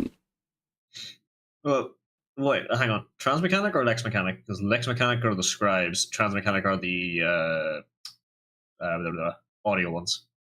So it says here, transmechanic, lots to T, a calculus, logi, librarius, and scribe. Librarian and scribe. So she's a calculus logi. She's a proper high-ranking tech priest that has devoted herself to calculus logi, which is a librarian or a scribe. There's also a couple of others here that... Oh, no, he's a lay. Never mind. He's a lay. That's why he's here. There are some more engine seers. He's the one that you've already got. You've already got G707 in your car, I believe. Let me just double... No. Hang on. G70...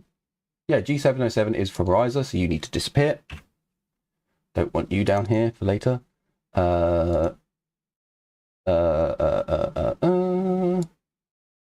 Yeah, I believe that's it. There are a couple of extra tech priests, but I'm guessing these are just no-named Mars or Rise Leif ones.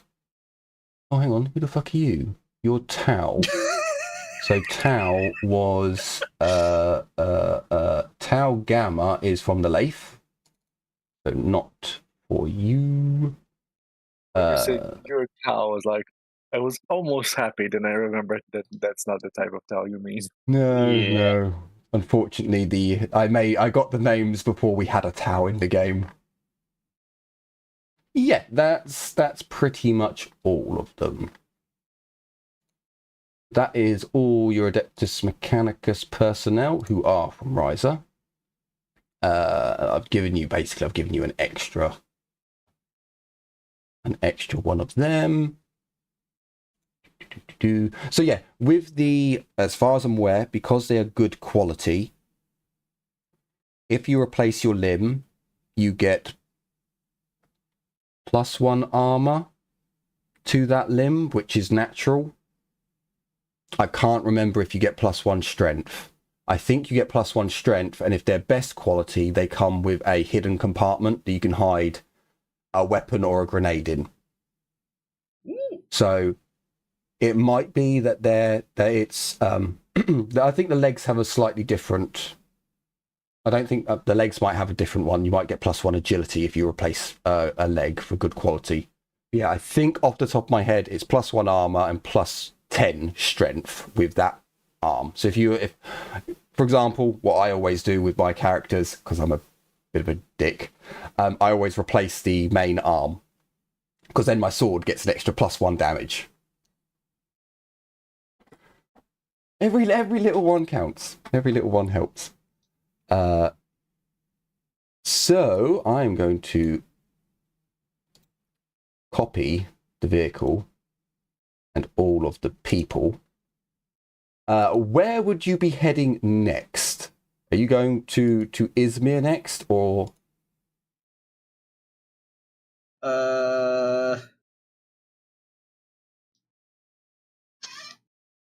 Fuck, we'll beat that. If we can get them to, because they're gonna have. Okay, if we can get them to the coastline where we have the boat, or we're taking the boat with us technically, but if we can get them to the coastline, we can get them across to the facility. We'll rest the facility, and then start heading towards Izmir. Sound good? So you want to ferry them over to the Archaeotech facility? To the new base first. Okay, that's fine. I'm going to dump them down on. I mean, it's a big enough space for the vehicle to fit, I suppose. Yeah. Christ, that's so dumb. Well, for now, there's just a truck in the middle of the facility with a load of tech priests and servitors on it. But at least it's a reminder to me that they're all there, and I'll position them at a later date. So I shall. Actually, I'm not going to delete them off this. Yeah, fuck it. I'll delete them off this map so that I know that they're not here. So goodbye. Into the ether you go. You can all stay in your vehicle. That's perfectly fine. And then we move over to the map. So basically, you've got quarter of a day remaining. So what's that? You moved like 40 square. You moved like 40 meters. So you can move. I think you can move to the. Hang on, what? Hang on, wait. Let me just double check. So you came from here, I believe, and I think you got 64. It was like 40. So was it there? It was there. So and you can move 62 in a day. So 40. You can move 2 squares up. Yeah, pretty much to there. So. Let me mark this down. That's another day that you are out. Oh, hang on a minute. You slept for a day, didn't you? Yes, you did. So that's... I nearly missed a day. So that's 3 days in total. Yeah. And then pretty much you want to go to there and then to there. That gets you another day. Oh, yeah. So what they're going to do is they're going to steal your boat. So Hey, motherfuckers! They're going to steal your boat, so you don't have to stay here and ferry them across. Can I remove the big guns? Well, no, hang on. There's no real point on them stealing the boat because we may as well go across with them because by the time we get there, it's a day anyway. But so you're going to have to stay here tonight because that's a full day you get into there, and it takes a couple of hours to ferry yourselves back and forth. You can't take everyone. You can't take everyone in the boat because you've got a shitload of people now. So unless you want to waste a day, and there's nothing for you to do on the base until you get the Sky Chick in there, there's nothing for you to do there. How do you get the Sky Chick in there? You fly over. once the sky chicken's there, you're going to need to use the boat to get back. You are going to have to walk. I suppose you could leave. Yeah, you could get your tech priest, like Kray's tech priest, to drive the car back with a few Izmirians or maybe a servitor to protect her. Yeah, this is the same. This is currently what's happening. Is you're going to have a goat, a chicken, and a tiger situation where you need to ferry everyone across and get everything around so that it all ends up that you've got a vehicle on land to get everything back. It's up to you. If they steal your boat for now, they can spend tomorrow ferrying people across. Oh, actually, no, you could take their car. You could take their truck back. Because their truck's going to have to stay here. I mean, one of the trucks is going to have to stay here anyway. But if we swap trucks, we can actually take more people in that truck because it's a much larger truck. Yeah. So when we hopefully acquire better skilled laborers from the Sky Tower, as well as just a bunch of menials from Izmir. Yeah. So they're going to steal the boat. They're going to leave you with the truck and your car. I'm just going to mark down another day, so that's 4 days in total. So all the tech priests, all the servitors, everything at the moment is on the island, along with the boat. They're gonna... Do you have 2 people who can drive? Yes. Okay. So you can take your car and the truck back to Izmir. Ooh, okay. Neat. Wait, just double checking. You can drive, can't you, Cray? Drive vehicles? I don't think so. Fuck. I don't have ground vehicles. Cooney? I have flyers, and I think I could get Motherfucker! Hold on, let me Who check. the fuck is supposed to drive me? I am not supposed to be able to drive myself. Oh, wait, correction. After a revision of the faulty memory, we found we can drive vehicles. I can learn drive skimmer, but I don't think that's this. No. I have to drive a ground vehicle. Yeah, so... You do have to drive a ground vehicle. Okay, yeah. So Fair enough. Heinrich and Cray can drive the car and the truck back to Izmir. I'm just going to see... I mean, I'll kind of let it go as a crow flies. So yeah, you push it and you get... I mean, you push it real good. And you get back to Izmir... Sorry. You get back to Izmir late. You get back to Izmir late, but it has been 5 days. Actually, I'm going to be kind. You get back to Izmir before the sun sets to make up for the travel time that I've kind of screwed you over. So it's been, in total, it's been 6 days since you left Izmir, is what I'm going to mark it down as. So 6 days since you began this adventure. It's probably actually been 7, but yeah, we'll say 6. So in the next episode, we will start with you all back at Izmir. I'm just going to, because now I have to do this, I'm going to grab the vehicle. So tech priests and servitors and everyone, you need to get the fuck off the vehicle. The only thing that's staying is the servitors. They are going to want the servitors back at one point. So you probably are going to need to put an engine in the car, in the truck, because the servitors are quite useful for doing maintenance and you know, stuff. So they'll want them back at one point. But you got plenty of time for now. Oh no! I just fucking pasted it again. Oh, I've double the amount now. For fuck's sake, they're all on top of each other. Hang on. I can move you. It's okay. All is not lost. All is not lost. Right. I can delete all of you. And then I want to copy you. Not paste. Copy. There we go. I can delete that. and then I can move this over to Izmir. Because I know you guys have got the car. I don't need to... I'm not so bothered about being reminded about the car. I just... Oh, God, I've lost 2 of the servitors on the backside of the map. How's that going to fucking work? Now, how do I grab them? Oh, God, they're lost in the darkness.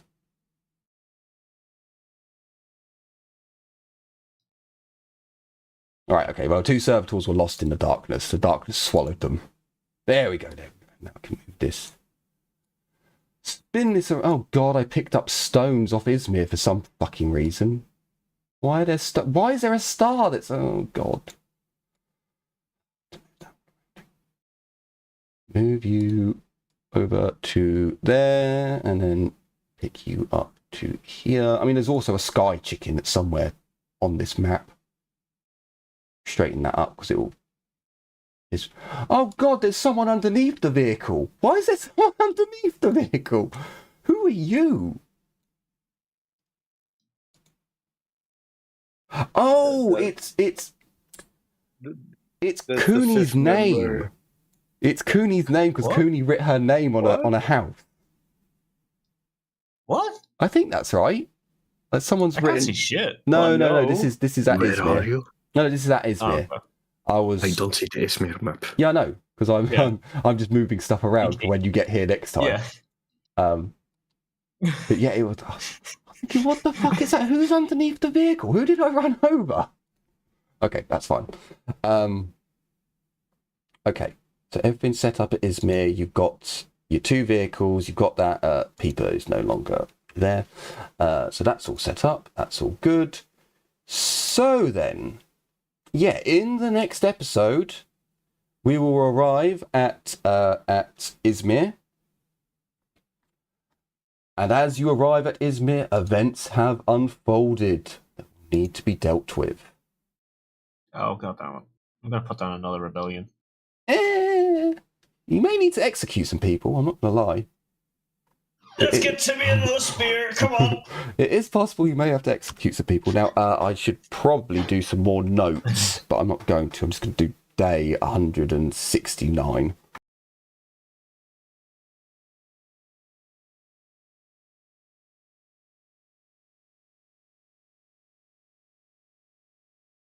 Fuck it, that'll do. Back to home.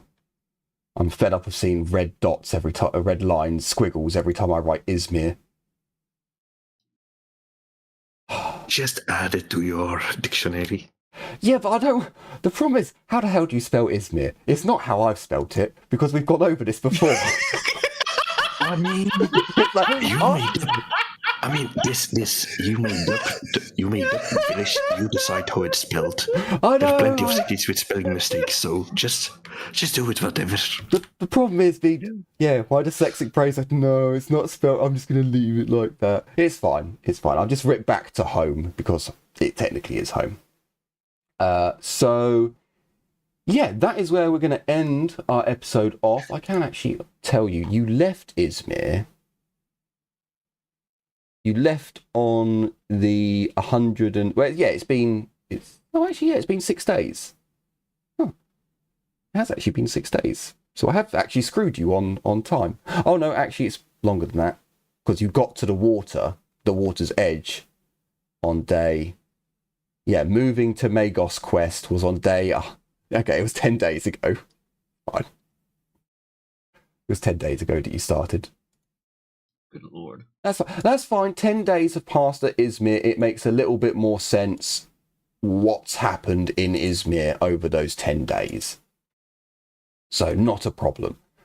So, yeah, thank you all so much for watching. I certainly hope you've enjoyed this episode, and are looking forward to future episodes to come where things are happening in Izmir, and there'll be some stuff to happen.